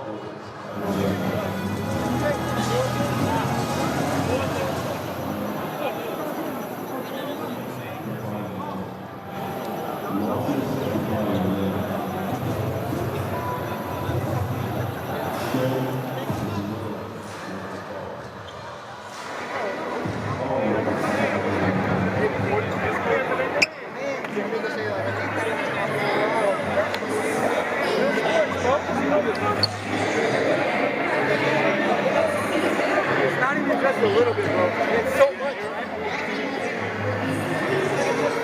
Or another.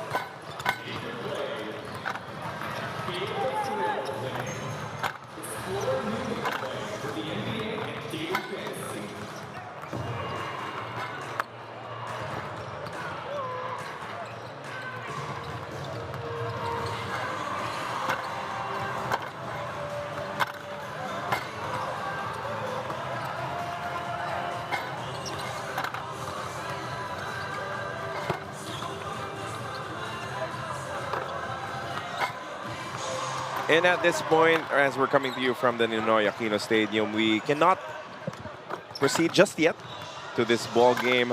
We ended the third quarter with a 1-point lead para sa Magnolia Chicken Timplados Hotshots, 71-70. Pero right before mag-umpisa yung fourth quarter din, may nakita tayong sleek spot, and there's a bit of a problem because malakas pa rin yung ulan at may basa, no? May konting tulo from the venue dun sa harap mismo nitong Magnolia. Our official rules team, nasabi na kanina sa atin. Well, sabi ni PBA Commissioner, ang description niya is the court is unplayable at this time because patuloy yung yung leak coming from the roof because of the strong rains, and it's the first time that this has happened. Before, the leaks were on one side of the floor, pero ngayon it's on the other side of the floor, and it's a very strong leak. And our PBA ruling is that we can wait up to 1 hour. That's so right. that we halted the action at 9:12 p.m. We can wait until 10:12 p.m. And if the situation continues to be unplayable, then we will move this game to a later date, which will start at the start of the fourth quarter. That's with right. this There will score. be 1 quarter to play, and that will be on a replay, assuming that the conditions are have become playable once more. So yun na po muna mula dito sa Ninoy Aquino Stadium. Please stick around.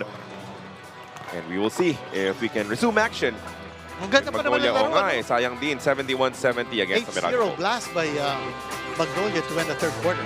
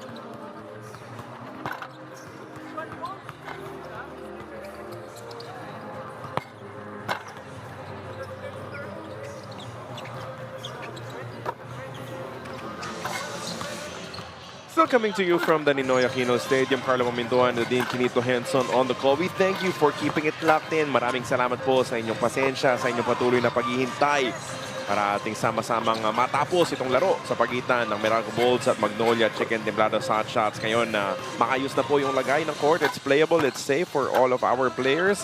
We are ready to resume action in just a little bit. Just to reset, the score is 71-70 in favor of the Magnolia Chicken Timplados Hotshots. As the Dean noted, there was an 8-0 run at the tail end of that third quarter to give the advantage to the side of Magnolia. Now, Dean, in these situations, anything can happen dahil lahat nakapagpahinga.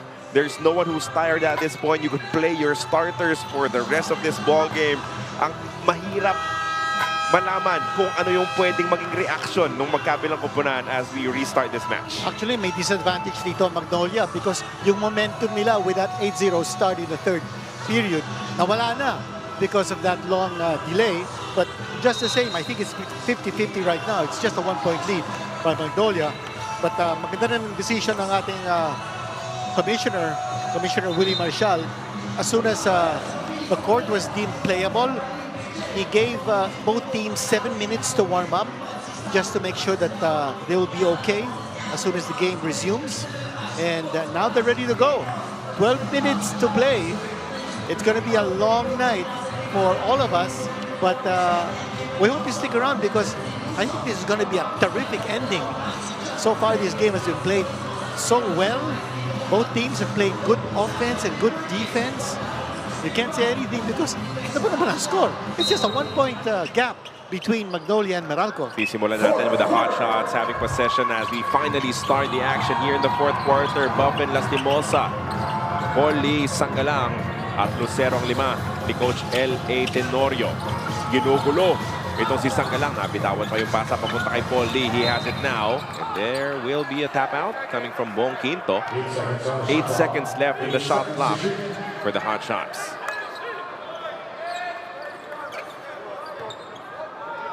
Very interesting. No import for the Meralco Bolts. That's right. I was just going to say, wala nga dito si Hester.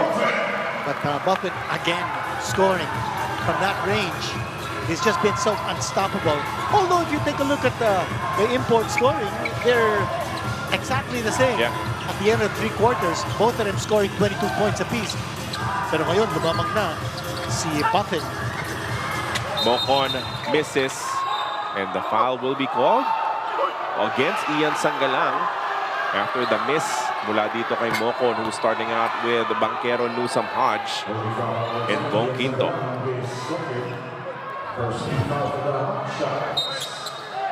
Are they gonna give 2 free throws? He did. Not in the act of shooting. Yeah, dun sa rebound din, magkayakap kasi the itong sina rebound Hodge at late. Sangalang. A little bit of a late call, but I thought the right call, just the same.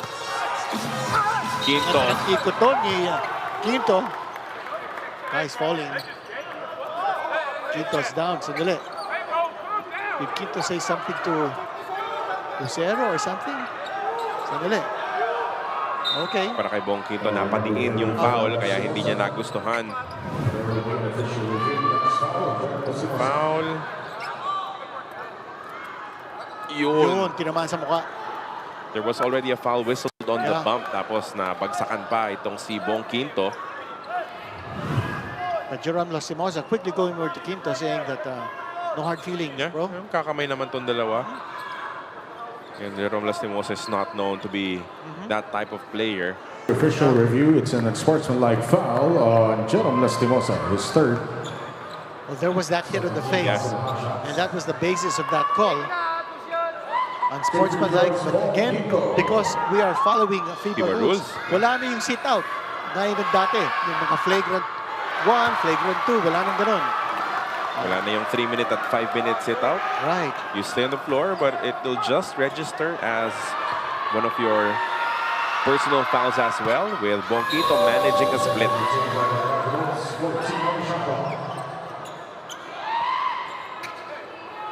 But of course, Meralco will retain possession because of our rules, and unsportsmanlike will give you 2 free throws and possession. Banquero gagamitin yung screen mula kay Cliff Hodge. Cliff gives it right back to CB. Papasok naman kay Cliff Hodge. Could not score. Rebound picked up by Paul Lee. He was in a tough situation, although he found himself open. Nandun na naman yung interior defense of Magnolia, which has been there right from the very start. Thinking of stopping Hester's inside forays. Lastimosa attacks to the left side, creates Ganda the naman. space and gets the bank to drop.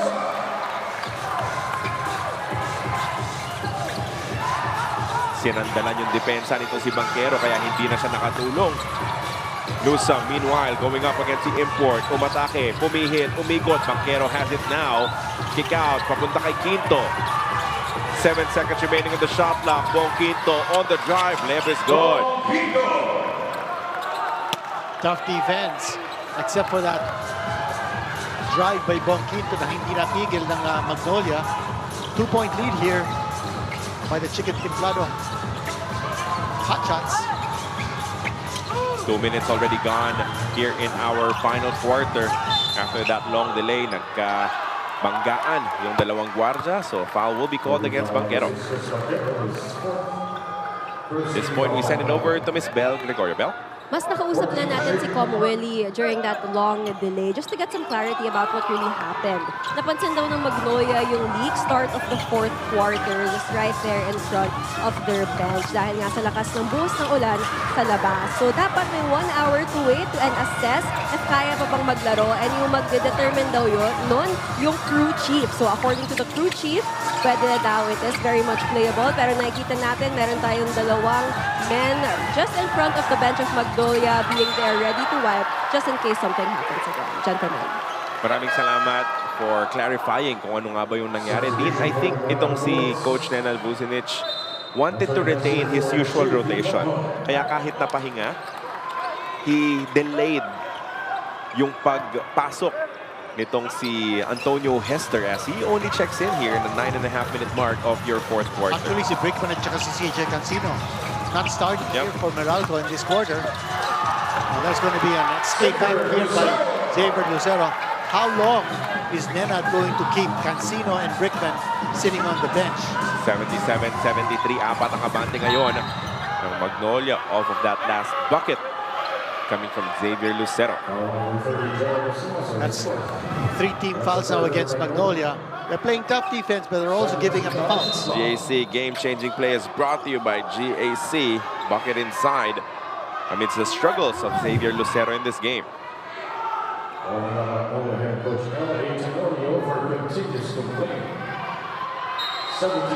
Tenorio getting a warning. Yeah.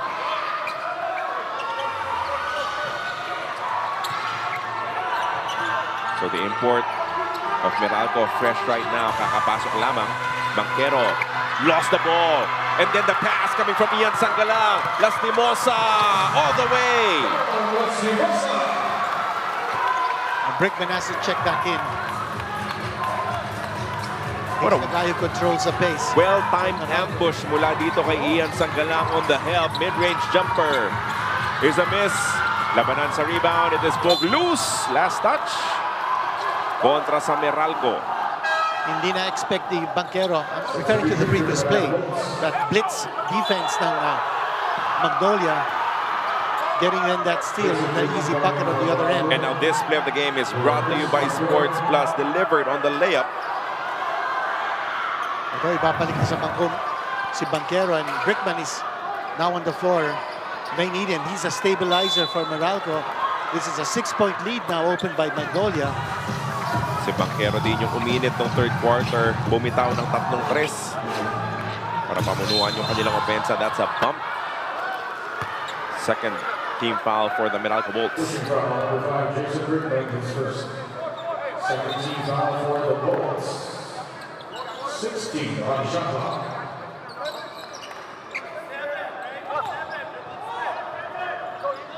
$16 remaining in the shot clock with the Hotshots. Buffett, top of the key, import versus import. Umatake sa kaliwa. Nice swipe from Hester. Tumama pa sa tuhod. Ito si Buffett yung bola for a turnover against Magnolia. Good adjustment on the defensive end. Hester now taking on Buffett in that drive and forcing that turnover.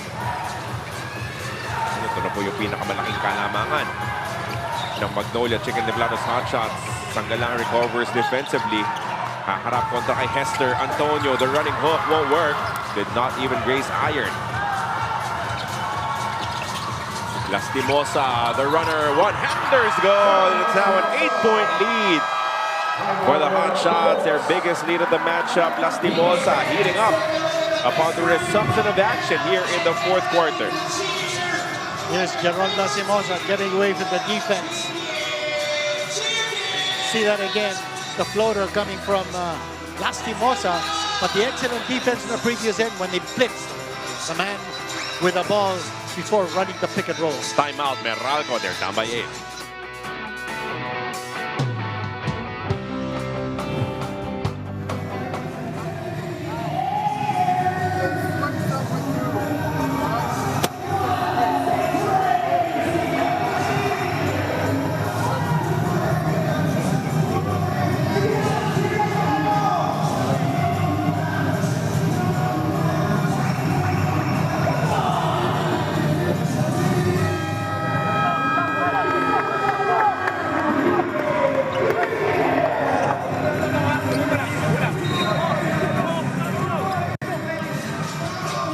Jerome Lastimosa, quiet in the majority of the first 3 quarters, but now starting to make noise para sa Magnolia Chicken Timplados Hotshots. 12 points, 4 rebounds, 3 assists, 5 of 8 from the field.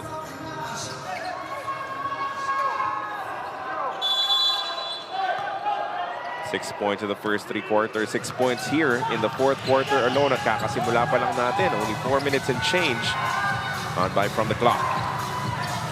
Big difference in this game so far, rebounding. Here's Hester. Look at the way they crowd him. He gets away, he'll go to the line for free throws. Yung sinasabi natin about the dominance of Magnolia, off the boards, 36-22 ang advantage nila. And in second chance points, 10-0. Ni isang second chance points, wala pa dito ang Meralco. And of course, yung sinasabi natin earlier on about the turnover points ng Magnolia, they've been capitalizing on those turnovers ng Meralco. 19-11, the advantage of Magnolia in turnover points.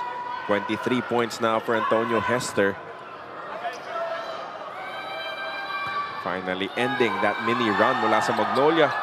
2 good free throws para ilapit ng bahagya ang Meralco Bolts, now down by 6.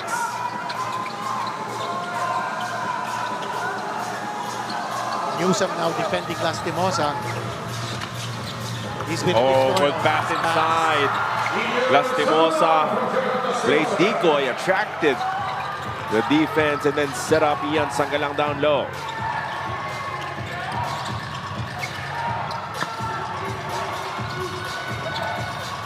They're going under and then over the ball screen para kay Brickman. Hester, aatake. Iiwan para kay Cliff Hodge. Cliff sends it to the corner. Quinto, quick release. Mintis, Ian Sangalang. Adds another rebound to his tally.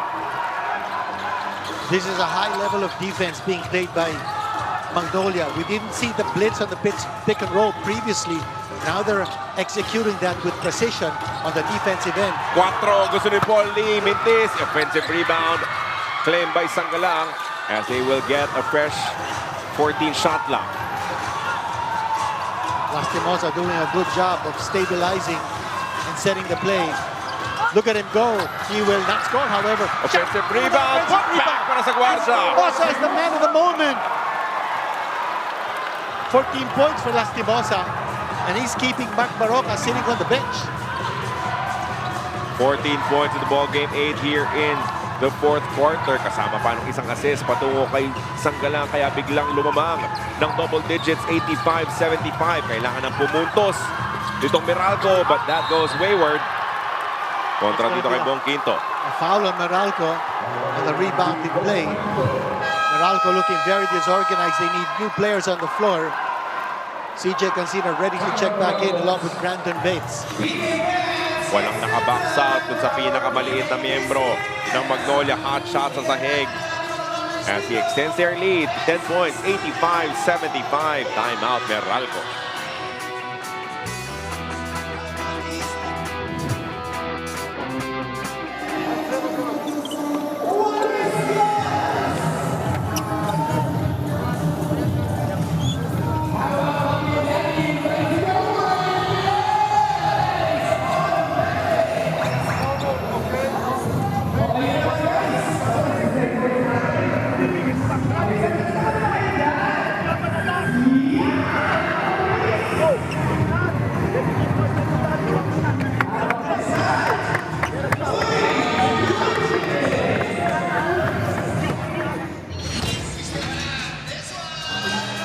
Ian Sangalang, coming off the bench in the first half, making an immediate impact in this ball game.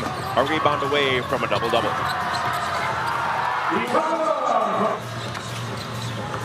Ito ang magandang pasa galing kay Lastimosa. Looking for Ian Sangalang. Ready, willing, and able. Ian Sangalang with 12 points, but Lastimosa with 14-8. Of Lastimosa's 14 points coming here in the fourth. We send it back to Bell. Defensive adjustments ang pinahalagahan ni Coach Nenad sa huling huddle ng Bolts.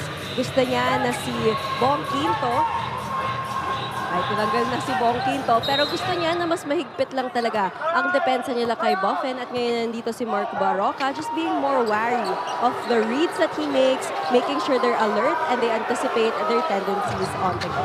Gentlemen. Maraming salamat, Bell. Biglang sumona, 2-3 ang pinapakita ngayon ng Meralco Bolts. An adjustment for them. Papasagin naman agad-agad. Dito si Paul Lee for 3. 7 points up from Paul Lee. Nakita ni Paul Lee, nagsona ang Meralco. Well, that's exactly what he needed to do. Bantay sarado na kuyog. Ito si Antonio Hester, mapagtutulong-tulungan ng depensa ng Magnolia.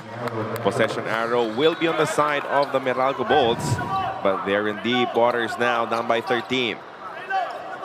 Big adjustments on the defensive end for Magnolia sa fourth quarter. Then Hester not able to get his sweet spot inside.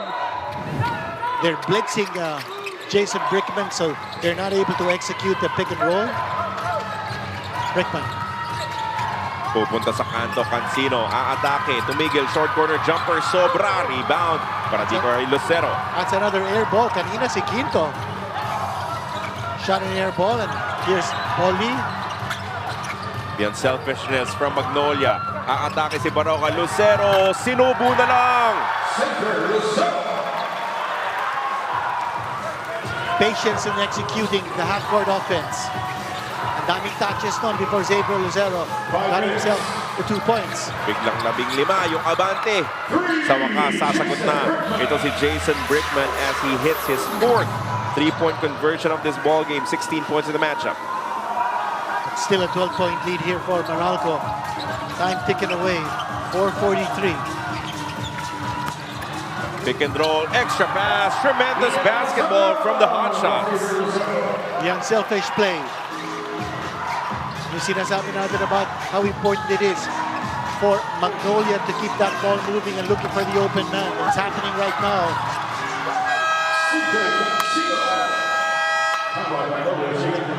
CJ Cancino scores to at least keep them in the ball game, but they're still down by a dozen. As Magnolia turning it on here in the final quarter, still protecting a dozen-point lead, 92-80, as we have a timeout from Magnolia.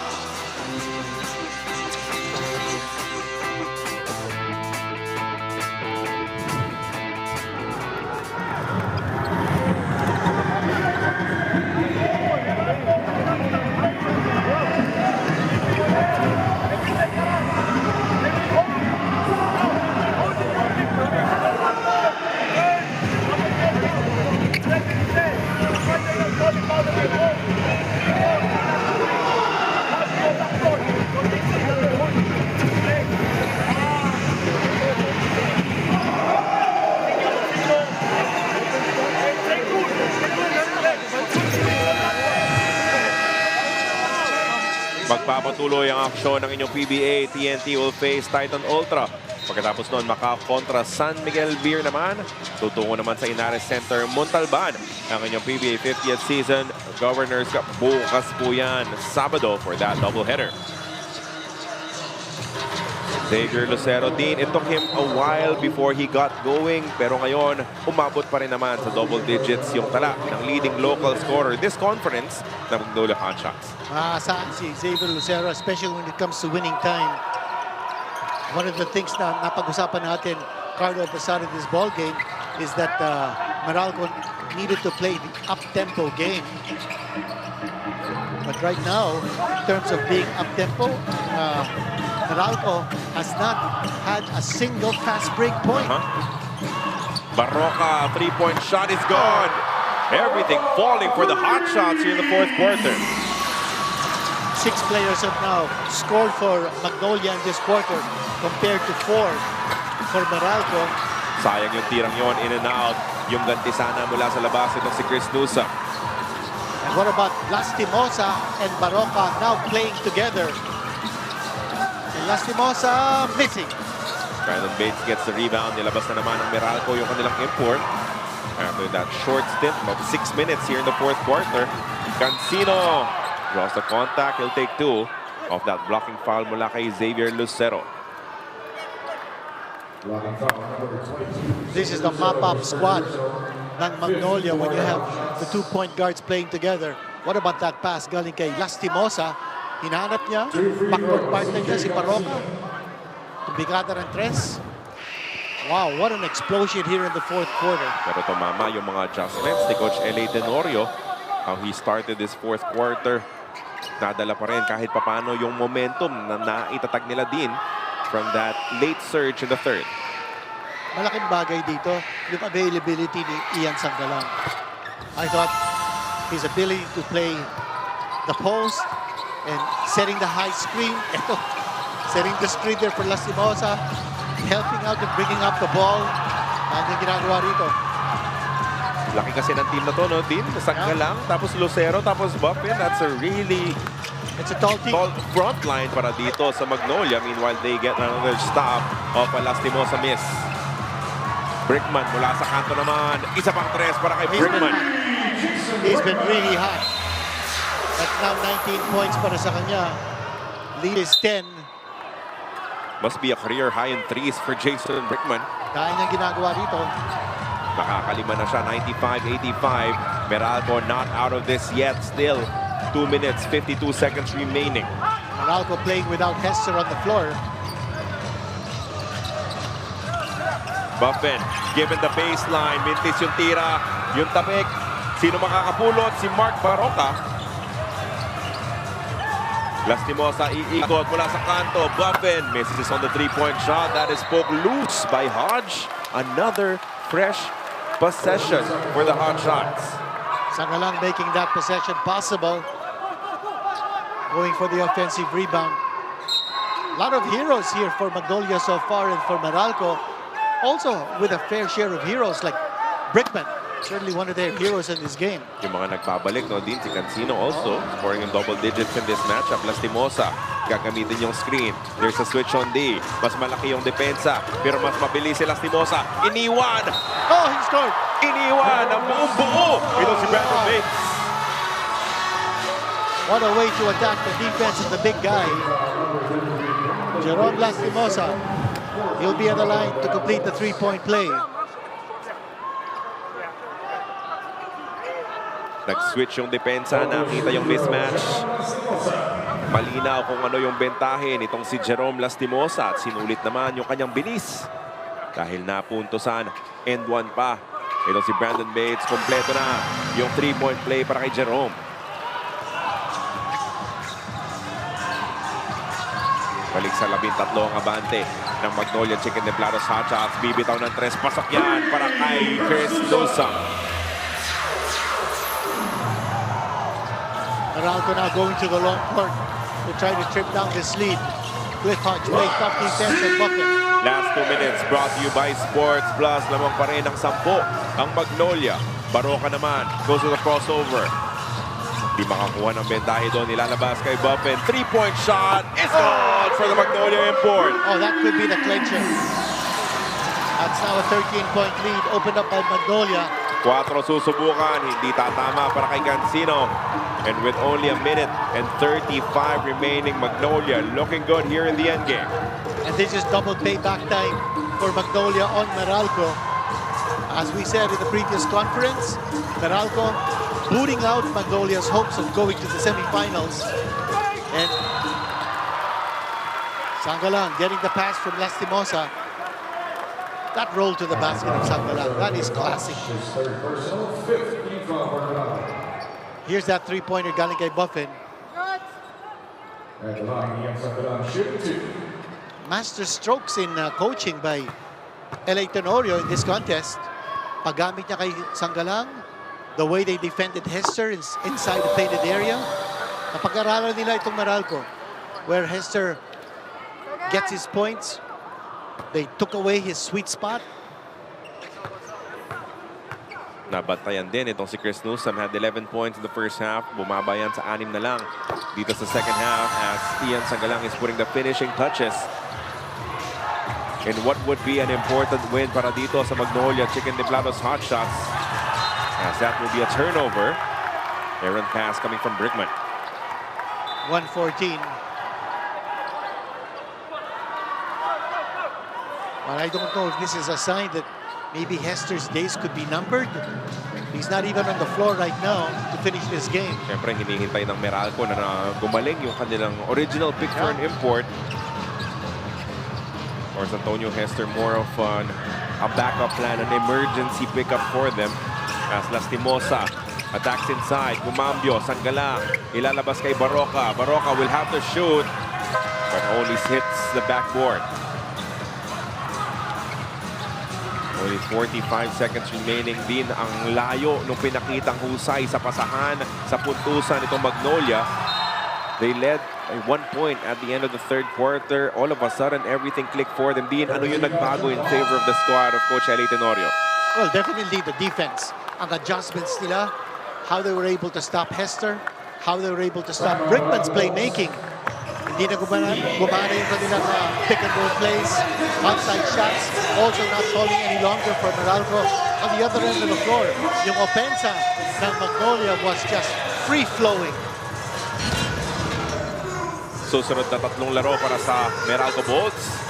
Barangay Ginebra, San Miguel, Blackwater, Bossing, at Phoenix Super LPG. But one more game remaining for the month of August bago tayo mag-break for the upcoming FIBA Basketball World Cup Asian qualifiers and the upcoming Asian Games as well. Not a good sign here for Meralco because they will be sliding to their 4th straight loss. And I don't know if this will mean bringing in their original import, who is still recovering. Next 3 games na Magnolia, they've got Phoenix, they've got Blackwater, and then Barangay Ginebra. And the game against Phoenix is on August 12th. The game against Bossing, as well as Ginebra, will be in October after the break. Yeah. So, may halong malas din para sa Meralco that, again, they could not get their original pick for an import healthy. Tapos, nagkasakit pa nga itong si Cancino and even Brickman. Tapos, mamalasin pa sila dito coming off that timeout. Brickman steps out of bounds to turn the ball right back to Magnolia. And Dean, we said it before the start of this 4th quarter as we check out the numbers of Jerome Lastimosa, 11 points in this quarter. We said that it could look very different for both these teams after a long lull like that. Kasi hindi mo talaga alam how your team will react to a break that span maybe 30 minutes bago tayo nakapaglaro ulit. That's right, but it looks like Magnolia just riding on the momentum of that late surge in the 3rd quarter. But I also think that Coach Eli Tenorio, napag-aralan niya kung anong dapat nilang gawin in this last 12 minutes of play. But it's all about the defense, holding Meralco down to 88 points. Remember, Magnolia is a team that is number 2 in defense sa liga natin, holding opponents down to 91.2. And they're going to be even improving on that number because Meralco, it's just 88 points for them. Just a dream 4th quarter performance mula dito sa kupunan ni Coach Eli Tenorio. As the Magnolia Chicken Timplados Hotshots turn a 1-point lead at the start of this 4th quarter to a 105-88 victory. Dean, your choice for best player. We thought that Ian Sangalang, because of his all-around performance from the start of this game, he came off the bench until the end. I mean, Ian Sangalang was all over the floor. He was making himself free to get the passes. You know, and I also thought that the only time you will have a rain delay is for tennis. And sa PBA, meron din tayong rain delay. We had a long delay. We're ending up very late. But no dispute as far as choosing our best player. Player of the Ian game Sangalang. is brought to you by Sports Plus. Sangalang is the pick as Magnolia wins it 105-88 against the Meralco Bolts. And that will do it for this matchup. sa pagitan nitong dalawang koponan. For Miss Bel Gregorio, para kay Dadine Quilito Henson, ako po si Carlo Pamentuan.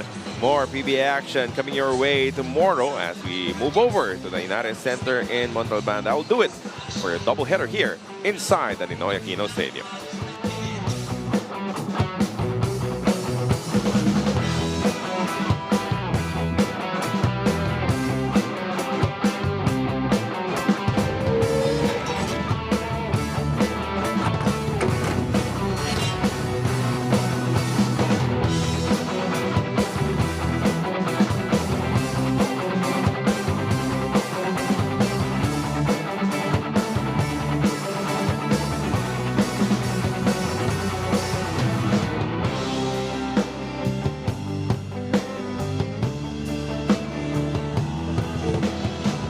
We are here with our best player of the game, Ian Sangalang. Ian, there was a really long break right before the fourth quarter, but you guys used it to your advantage and started off so strong. Ano yung nag-click para sa team that time? Yun nga, no, na-stop yung game. Pero yung pinag-usapan namin coming to the fourth quarter, start of the fourth quarter, kung sino yung magkaroon ng good start, siyempre lahat malamig. So, kailangan talaga namin pukpukin yung start of the game para makuha namin yung rhythm namin kasi matagal kaming nakapahinga. So yun, nagawa naman namin.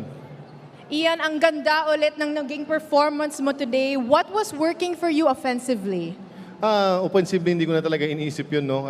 For me talaga, yung sinasabi na ni Coach, play defense and yung offense darating ngayon. Kung makita mo naman talaga, binibigay ko lang talaga lahat sa depensa, lahat ng pwede kong gawin, lahat ng pwede kong maitulong sa team. So dumating naman yung opensa ngayong gabi. Sa lahat ng mga fans dito sa PBA, sino ang gusto mong batiin? Una-una nagpapasalamat ako sa Panginoon, no, sa suporta na binibigay niya lagi sa amin. And siyempre sa lahat ng fans ng PBA, lahat ng fans ng Magnolia, maraming salamat sa suporta nyo.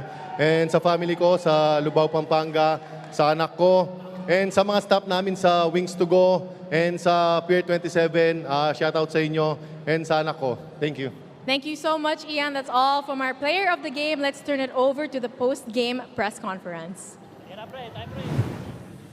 Congratulations, Coach LA. How was that delay from your point of view, and how did you use it to adjust defensively to create separation in the fourth? No, first of all, no, I just want to personally dedicate this win to my guy in Ginebra who passed away. Kay Christian Galilan, he's isa sa mga nag-alaga sa akin yun when I was in Ginebra. Hindi ako noon, even my family, my parents, no. So I want to personally, no, dedicate this win. Hiningi ko sa kanya to kagabi. Sabi ko, hindi lang sana sa Ginebra, sana kami. But to answer your question, no, tama yung sinabi ni Ian. I just reminded them that whoever comes out dito sa fourth quarter na to with this long break, na aggressive and to get momentum on stops, getting the stops, malaki yung chance na makuha tong game na to. So, I was worried, honestly, kasi we had a good run end of the third quarter and then all of a sudden, stop. No? So, akala ko talaga really yung momentum natigil and then malaking bagay for them kasi nakapahinga. But it turns out, my players responded not only this fourth quarter but the whole game. No, I challenged them again, just like last game. No, I challenged them again that this game, I have to give them pressure again. No, it's a must-win for us. It's a must-win for us. Sana namin sayangin yung panalo namin last game sa Ginebra. And we know that Meralco will really come out stronger and desperate to get this win. I told them, I know them really well. No, Meralco is very relentless. They will not just give it to you because they have depleted lineup or maraming galing injury sa kanila. No, they're vets. They're very well coached. No, siyempre yung mga vets na nandun, yung leaders nila na nandun. So I know. So I reminded them, and again, I just have to give credit to my players that they responded again in this game. Okay. Highlights ng tapatan, pagitan ng Magnolia Chicken Timplados Hotshots at ng Meralco Bolts dahil gigil maka-bounce back. Itong Meralco ay maganda yung maging simula ng kanilang koponan, lalo na itong si Chris Newsome, magang bumitaw ng 3 mula sa kanto. At babalik naman ng Magnolia, Will Buffen. also hitting a 3. At ang Meralco, sense of urgency. Tatlong sunod-sunod na talo sila. They were hoping to break that streak. Ito naman si Ron De La Rosa, also hitting a 3. Pasunod-sunod ng mga tres natin dito sa ating highlights. Ayaw sayangin yung momentum na nanggaling sa kanilang panalo kontra sa Barangay Ginebra. Antonio Hester, tinatao talaga, kinukuyog pag pumapasok sa loob, kaya nilabas muna yung kanyang opensa. Nagpatama ng mga mid-range jumper Meralco. Abante doon 29-22 at the end of the first quarter. Sa pagpasok naman ng second, yung bench nagparamdam para kay Coach L.A. Tenorio. 4 para kay Alfaro. Layo nun, but Alfaro hitting it from 4-point distance. At si Yusa naman will retaliate. Ito yung stop-up jumper galing sa tres. Chris Yusan hitting it from deep. Nakasungkit ng 2-for-1 pero binawian naman sila agad-agad.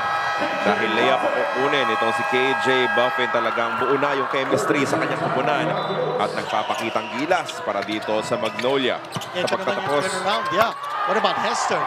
Not getting the shots to fall inside kasi nawala yung sweet spot niya, but getting it from medium range. 48-47 lamang pa rin ang Meralco pero isa na lang yung kanilang abante. Din nung third quarter dito uminit ito si Jason Brickman. Jason Brickman, not only a terrific playmaker but also a shot maker.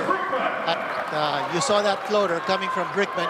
He will finish with 4 3-point shots. Tapos itong si Antonio Hester.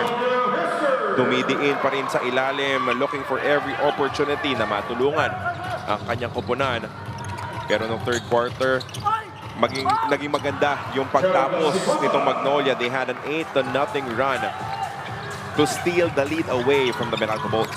Kanina nakita natin si Lastimosa using the pick by Sangalang, and then Xavier Lucero scoring from inside the shaded area.